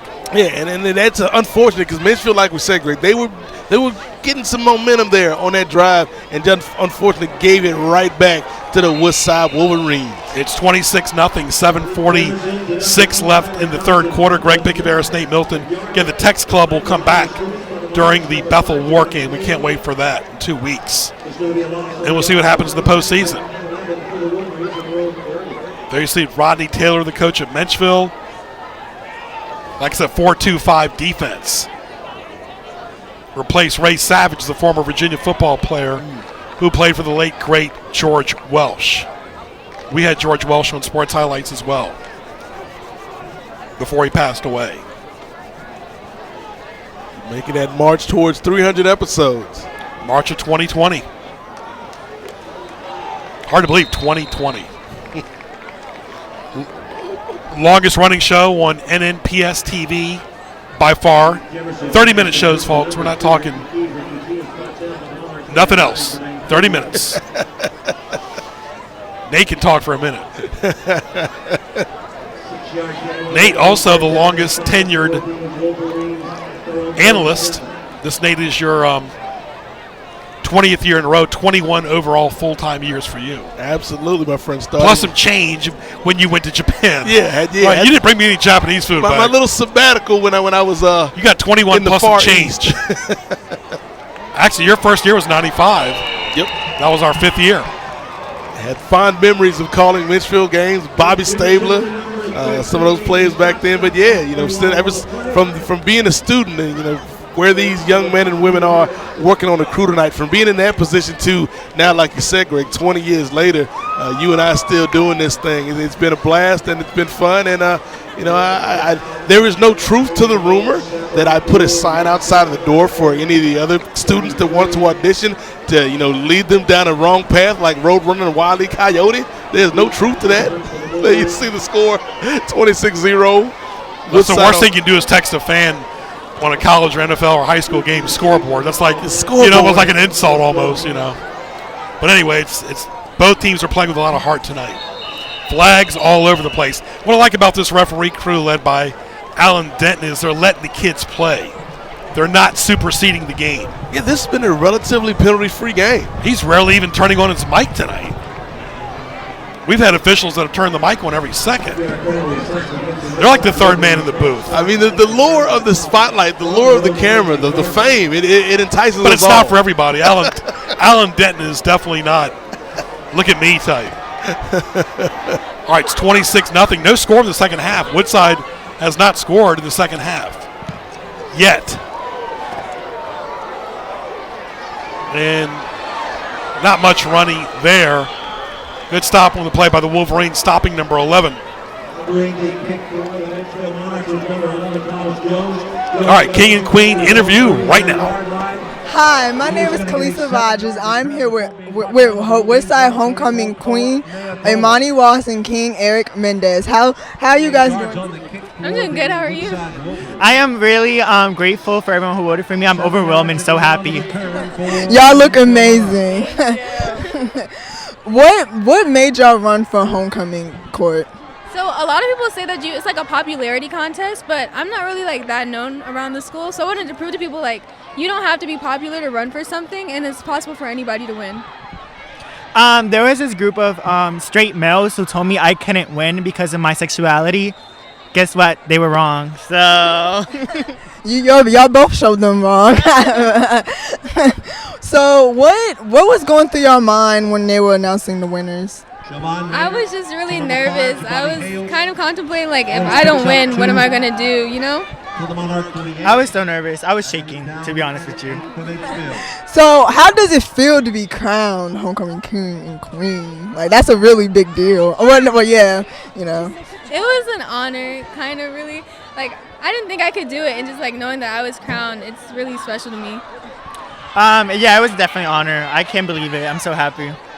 Well, thank you so much for doing this interview with me. Y'all look amazing, and congratulations. And my name is Kalisa. I'm your reporter, Kalisa Rogers. Now back to Nate and Greg. All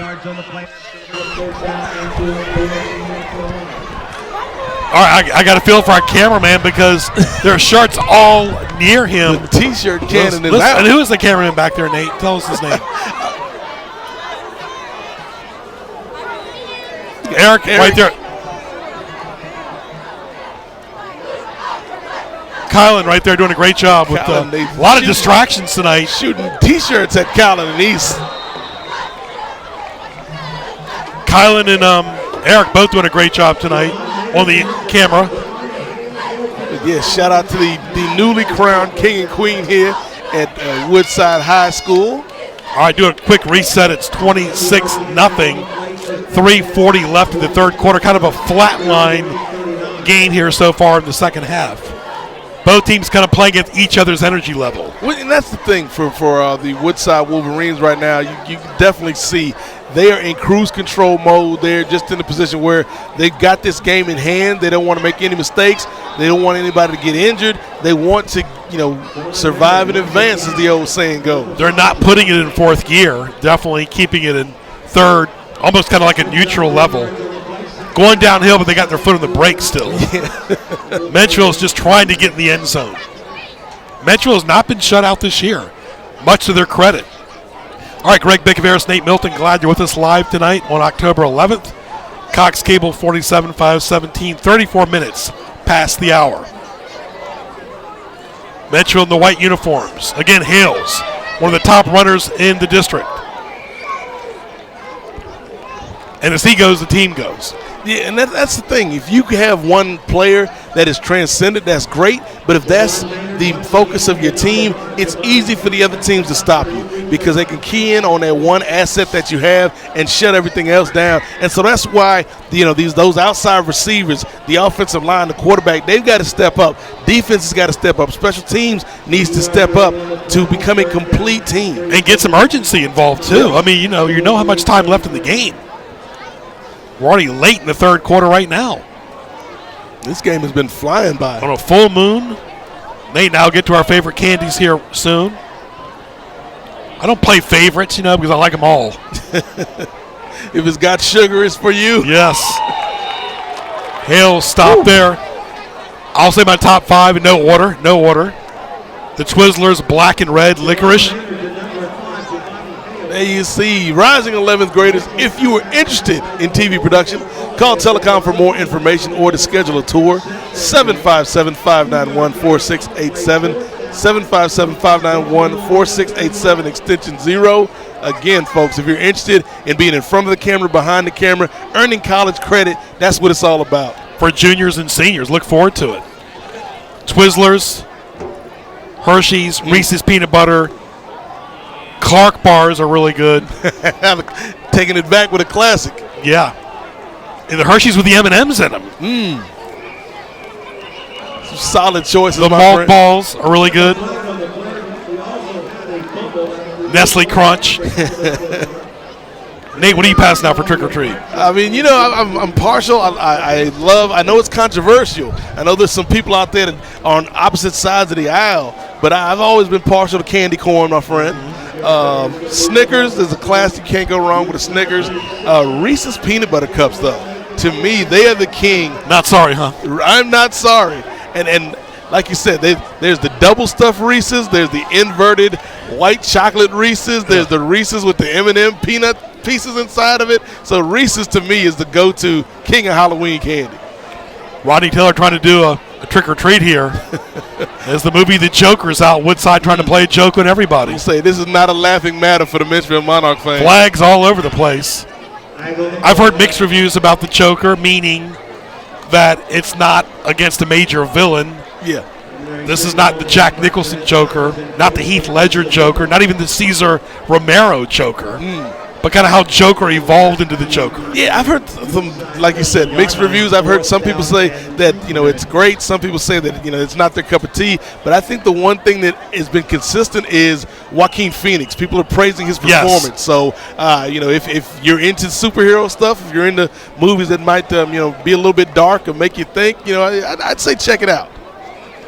Timeout taken by the Menchville Monarchs. And again, this is not a joke, Greg. This is serious business here. Sports highlights. You can watch it Mondays at 7 a.m., 2 p.m., and 7 p.m. And then again, Saturday and Sunday at 9 a.m. here on Cox Channel 47, Verizon Fios 17, NNPSTV.com for sports highlights as it marches towards 300 episodes. And we have our big studio audience out here in the crowd. Our third game out here. We've been lucky and fortunate. The weather's been great. Of course, we're only as good as the weather is. Yes. It's 26-0. We'll get to our crew list in the fourth quarter. Mother Nature has been very nice to us. We'll get into our Thanksgiving favorites. You see Twitter at Greg Bick, at Sports Highlight, at @8 MOZAIK. Thank you for following us on Twitter. Indeed. It is 26-0 in favor of Woodside, homecoming and all, here at Todd Stadium in Newport News. Maybe we should do a live sports highlights out here right now. And we're live right now, folks. Great job by our school board and all the great school board meetings you can see on our airwaves. Another great live performance there as well. Menchville just trying to get in the end zone, get some confidence for the remainder of the season. They've gotten 2 wins this year. Woodside counter-attacking. Big tackle by number 45, Neatola. And Watts and Ayatollah, really good. And it's not just one single tackler, Greg. That's what I love about this Wolverine defense. It's like a pack of Wolverines. As soon as the first guy makes contact, 2 or 3 of those black jerseys are right on the opposing player. And like you said, man, those Ayatollah boys, they've been playing hard, fast, and furious all night. As soon as I said number 44, Ayatollah, Watts said, look at me. Woodside in the black uniforms, final few seconds of the third quarter. Phipps in the backfield, number 15. Jimison throws it complete to number 3, respectively, for the Wolverines. That might do it for the third quarter. We'll see. For number 3. Again, Ayatollah, Watts, Jimison, Thompson, Chambly, all been playing good tonight. That's it. We got 1 quarter left. The score remains the same, 26-0 in favor of the Wolverines here in homecoming. Stay tuned.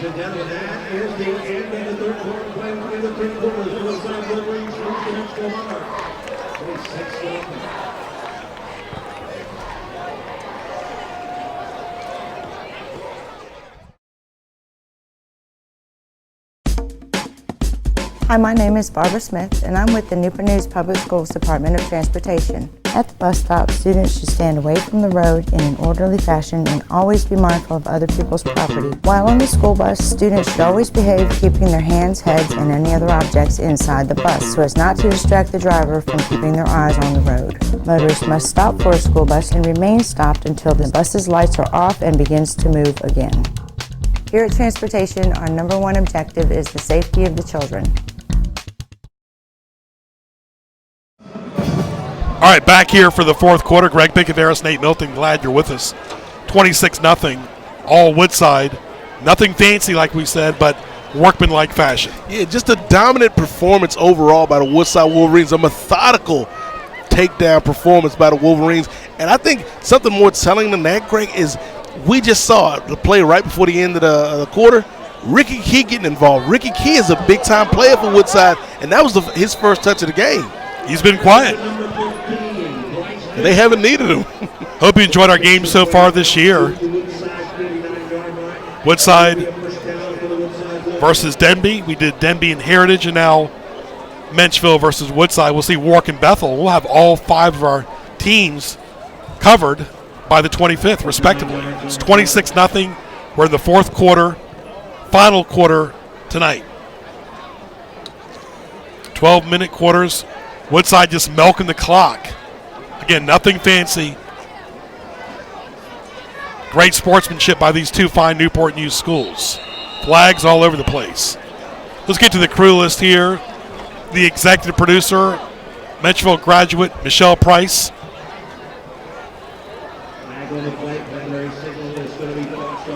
Offense.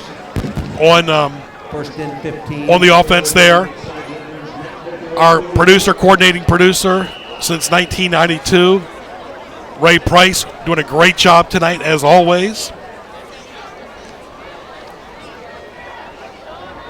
Great run here by Phipps. Just bulldozing his way through. 1 first down after another. Our director since 1993, Bill Barlow. Excellent job tonight. Engineer, Greg Lesko. And, of course, Carl Daniels, respectively. All fine gentlemen, all doing a splendid job in the truck working with these fine students. All right, and then, of course, we have our student staff, 11th and 12th graders, folks. These kids have been doing great work all night. Matter of fact, they just took a DNA test, and it turns out they are 100% that crew. So I want to give a shout-out to Michael McClellan, Josh Stuck, Tajion Jonti, Danielle Sullivan, Brandon Hedgepeth, Josh Blair, Eric DeMarchi, Keon Brooks, Colin Biggest Smalls, Julian Banks, Kalisa Rogers, who we saw a couple times tonight doing great work there on the sidelines, and of course Seth Hersey. Great job by our student crew doing good work all night long, bringing you the sights and sounds of Friday night football. Absolutely, A+. Timeout. I can't forget the chunky bars too. They were very good for candy. And the marathon bars back in the day. I'll tell you what, one of my favorite candies, but they're more of a seasonal thing, would be the Cadbury eggs. But they're only really good around Easter time. Hey, bring it.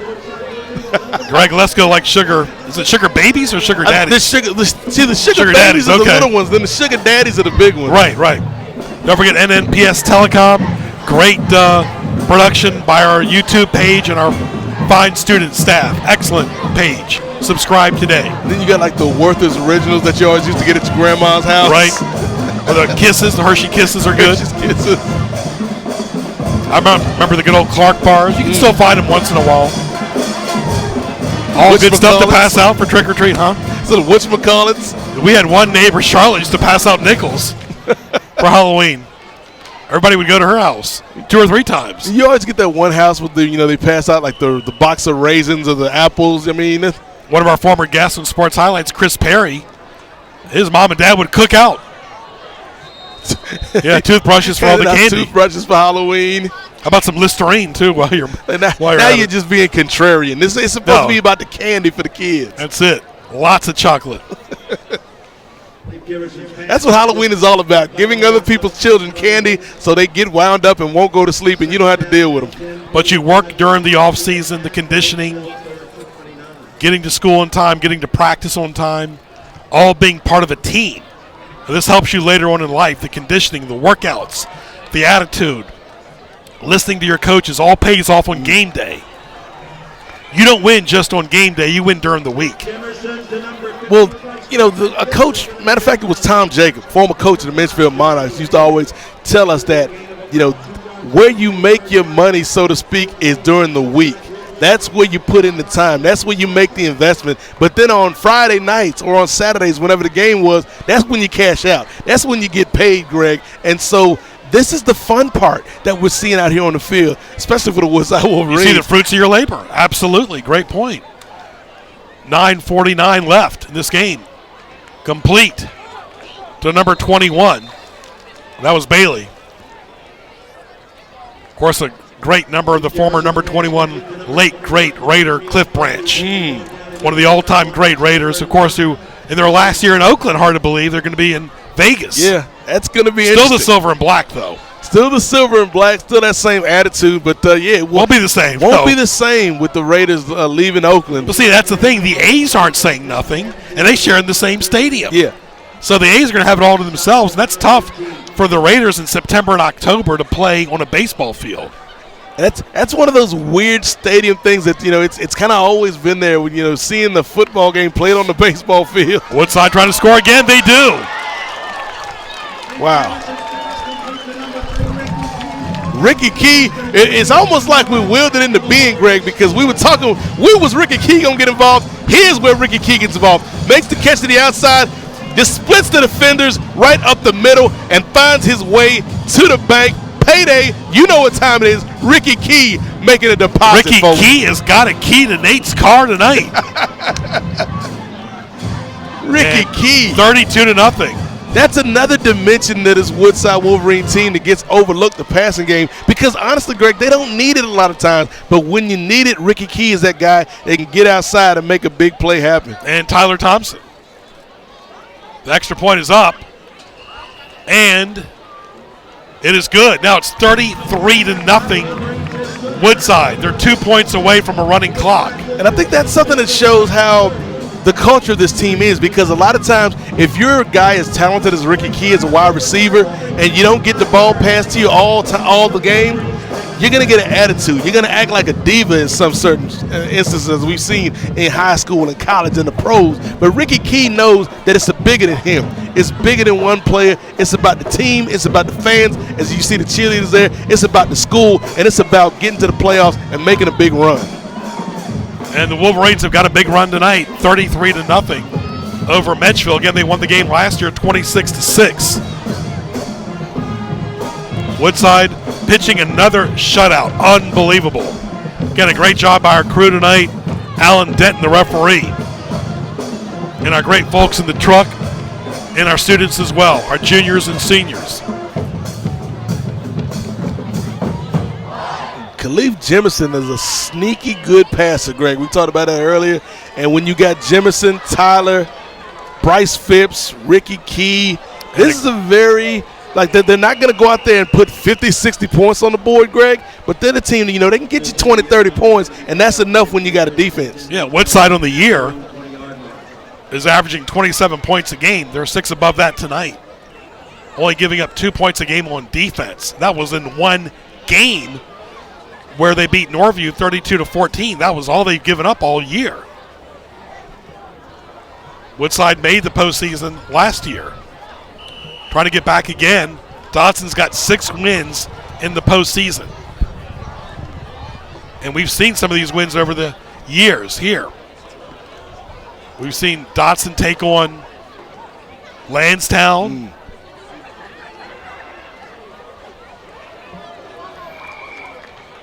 Flags all over the place.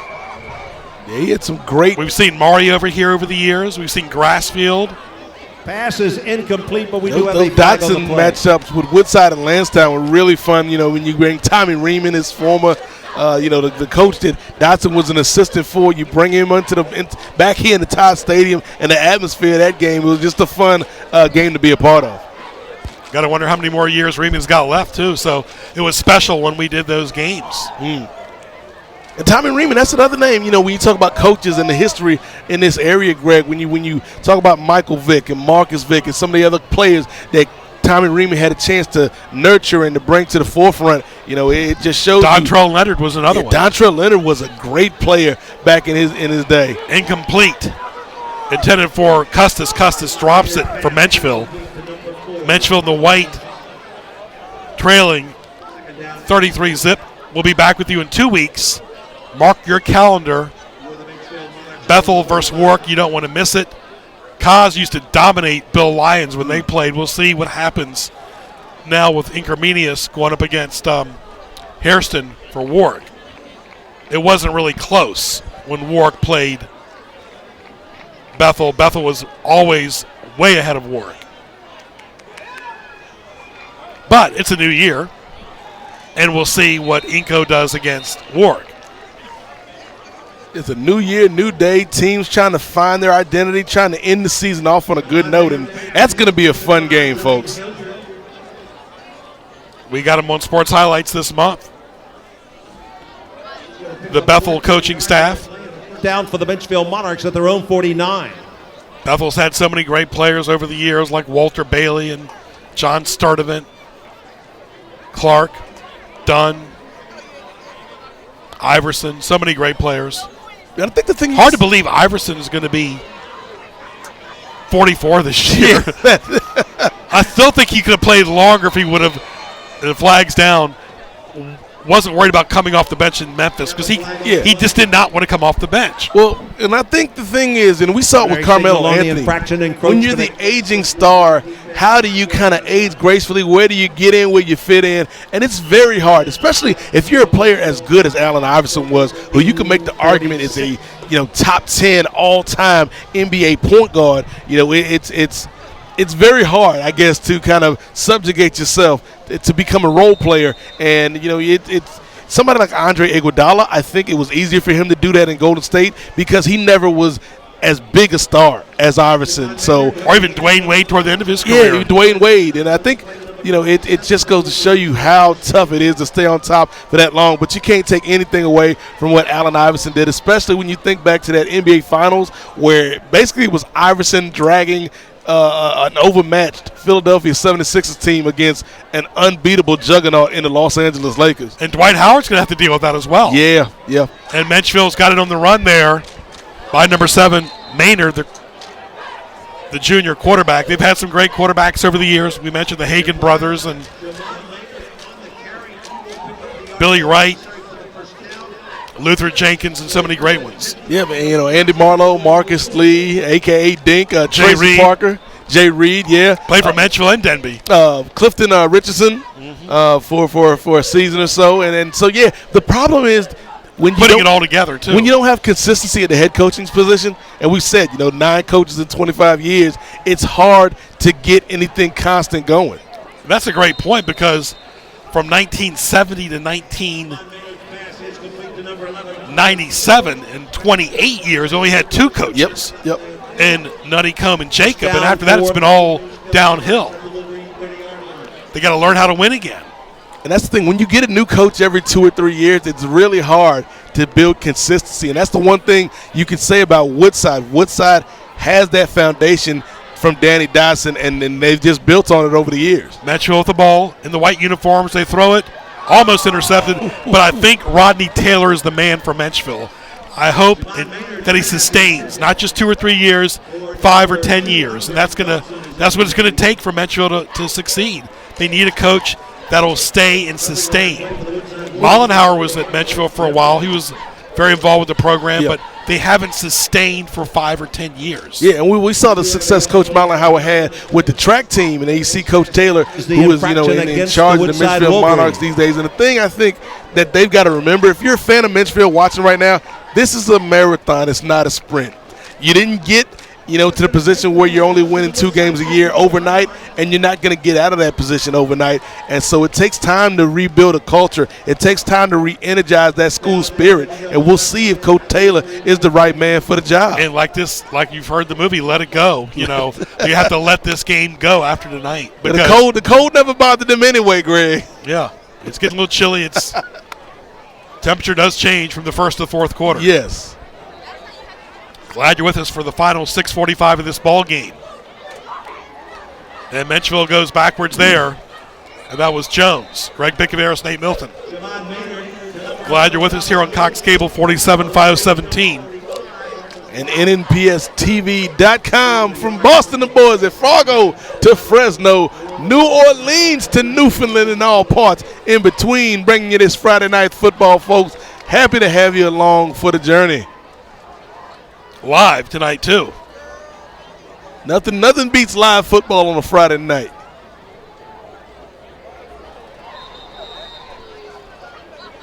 Full moon here in Newport News. Always an event. This is the central location. Probably more people here tonight than any other establishment in Newport News. No restaurant can have this many people. You think about it, the mall maybe, but they're not going to be this crowded at 9 o'clock at night because it's ready to close. So really, this is the main place to be on a Friday night as far as if you want to see your neighbors and your friends. Yeah, well, it's a community thing. It's something that is part of the fabric of the city, and Todd Stadium is something that over the years has been this meeting place. It's football is part of the community. It's part of our ritual. It's part of just normal everyday life here in Newport News, as it is in so many places around the country. And so, this is an event. Anytime you can have a game under the bright lights here at Todd Stadium, particularly when we bring the cameras and the crew out here, it's always a big deal when you bring that TV production to the community out here at Todd Stadium. Like doing a live movie out in the airwaves. Yes. I mean, these are all our extras. Think about it. This is your chance to be an extra, is to come out here when we're doing the game on TV. Who knows? You could be discovered here on NNPS TV. And on YouTube, wherever else. There are people that have a lot of views on YouTube. Yep. I think in order to get paid, you need at least 1,000 subscribers. There are people that make their living solely from YouTube. Like the Barbecue Pit Boys. Food and football go together. Woodside just trying to milk the clock. Menchville trying to score in the final 5:55 left. Well, you don't see many firings during the season, but the Redskins did fire Gruden. So you talking about Barbecue Pit Boys. Jay Gruden's time was looked like he was cooked there in D.C. And I think you can point a lot of fingers at what Jay Gruden did, but I don't think it was all his fault.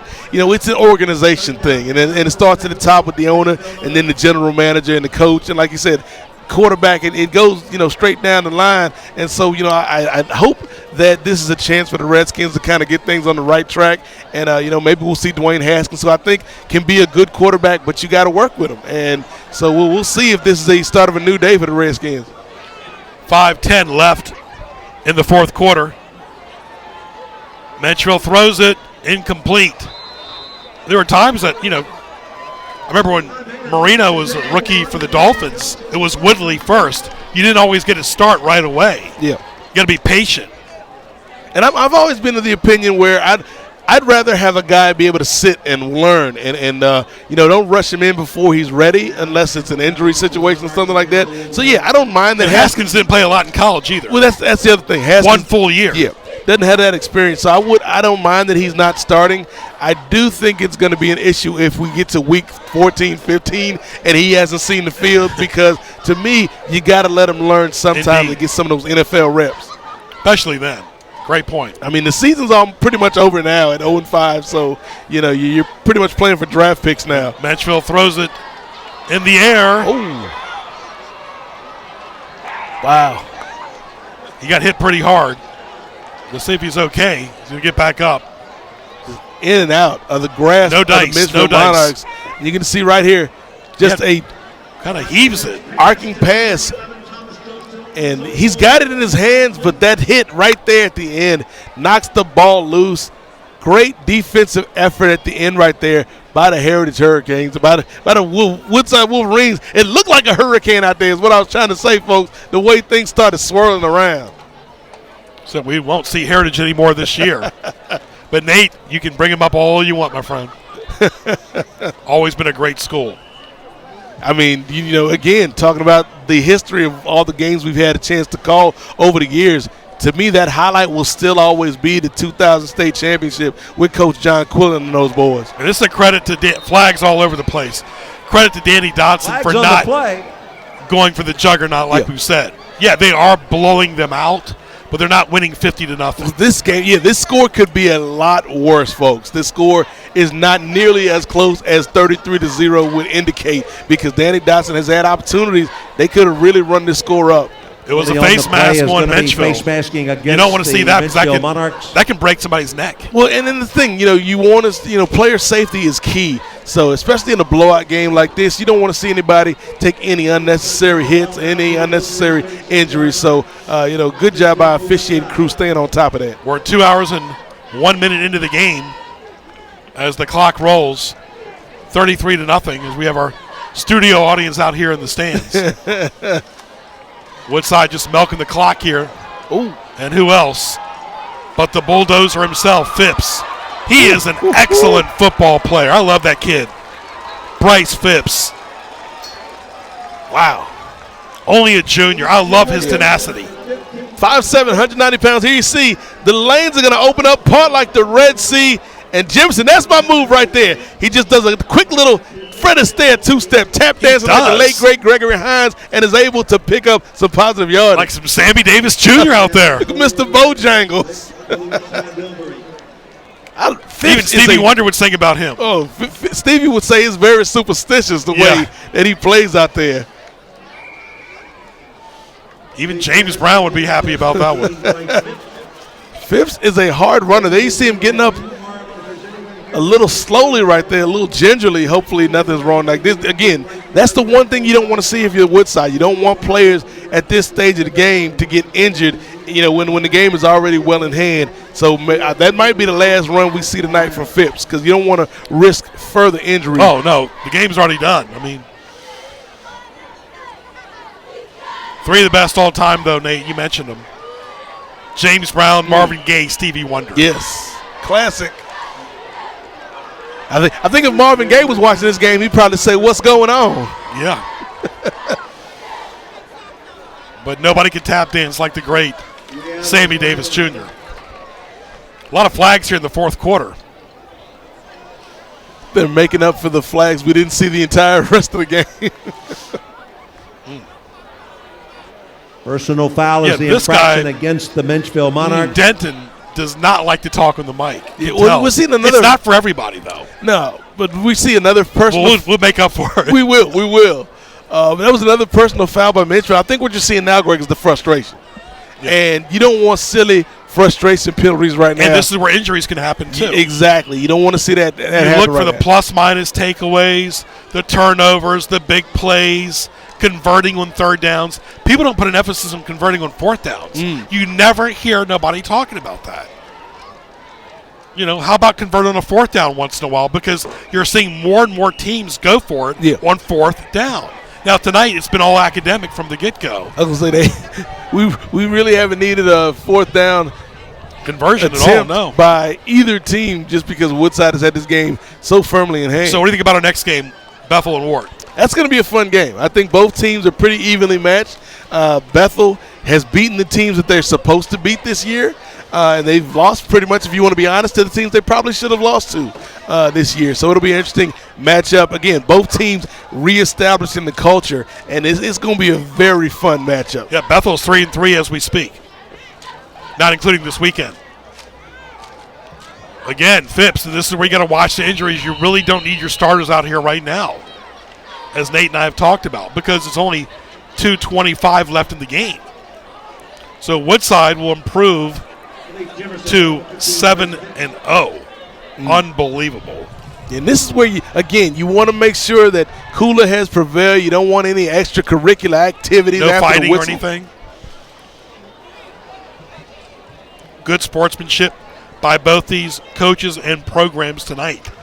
Great job by, of course, Menchville's AD is Greg Henderson, the former basketball coach. Woodside's AD, Paul Macklin. Of course, the older brother of David Macklin, who played for the great late Joe Paterno. And Woodside on the ground trying to add it up, and they do. That's it. Wow. Number 20.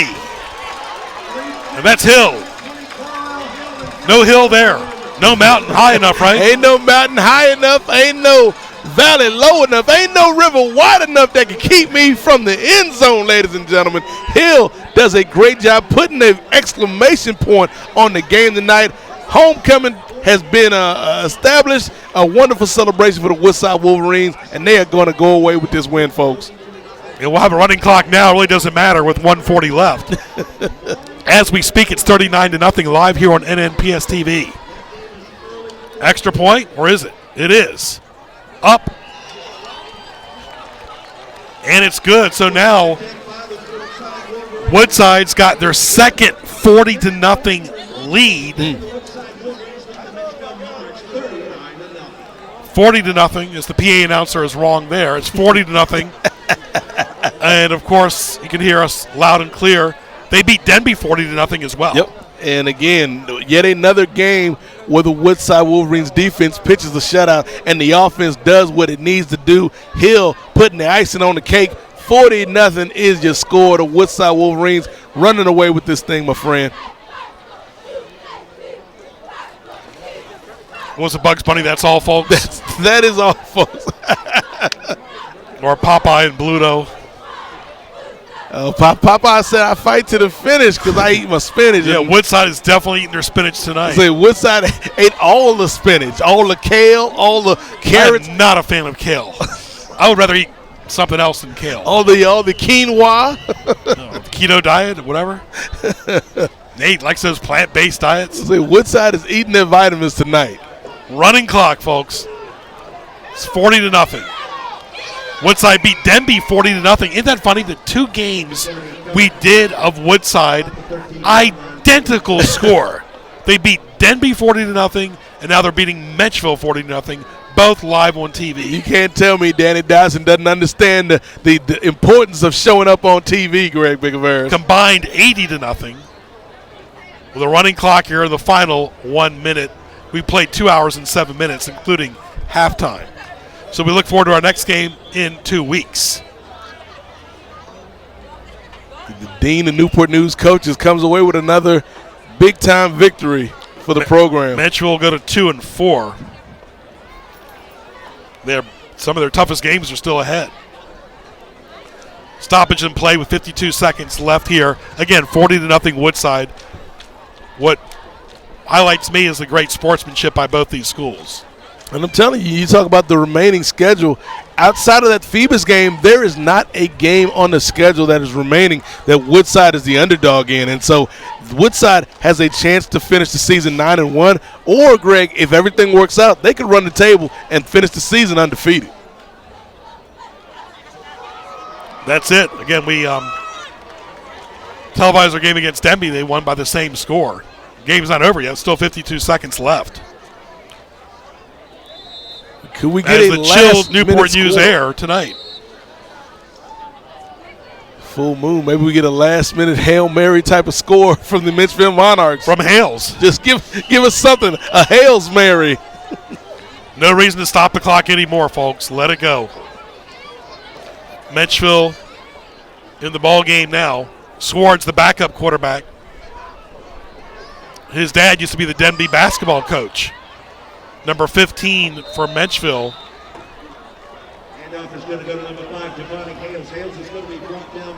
We'll see what he does the rest of the game. But again, Woodside, congratulations to Dotson and homecoming. They'll improve to 7-0. Menchville, respectable, 2-4. Yeah. Fumble, that's what happens when you get the center exchange is always difficult. The center for Menchville doing a great job tonight. It's been James Culver. Call him Jimmy. That's it. Game is over. All right, Woodside wins it 40-0 on homecoming. We'll be back after these messages.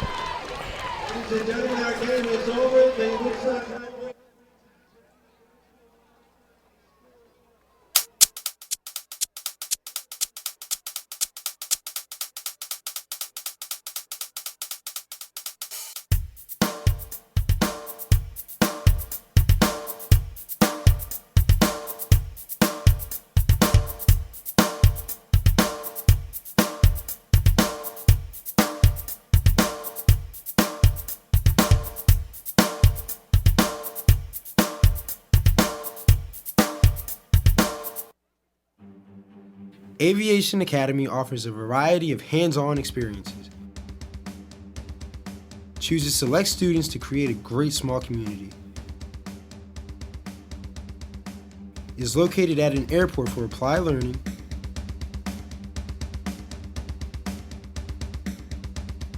And is career-oriented for students who are going to pursue aviation in their future. For more information, please contact the Aviation Academy at 757-886-2745. All right, Woodside wins it on homecoming 40-0, Nate. From the jump, it was all Wolverines with a lot of talent. Yes, my friend. It was a celebration tonight. It was a party tonight. It was an atmosphere, and Woodside showed up, and they showed out 40-0, shutting out a very game Menchville Monarchs team, but the Woodside Wolverines do what they do best, and that's win. Woodside's got 6 of 7 shutouts. Congratulations to Menchville. Won a very good season, but not enough juice tonight. Not enough juice for the Woodside Wolverines. You know, they had too much juice, I should say. It was like DJ Khaled. There was another one for the Woodside Wolverines, and they look like they're a team that has postseason aspirations, my friend. All right, congratulations to the Wolverines for winning on homecoming 40-0 over Menchville. Don't forget to join us in 2 weeks for Bethel versus Warwick, live right here on October the 25th. So for Ray Price, Nate Milton, I'm Greg Bicaveras. Once again, the score, it is Woodside 40, Menchville 0. That's a final, and we'll talk to you soon.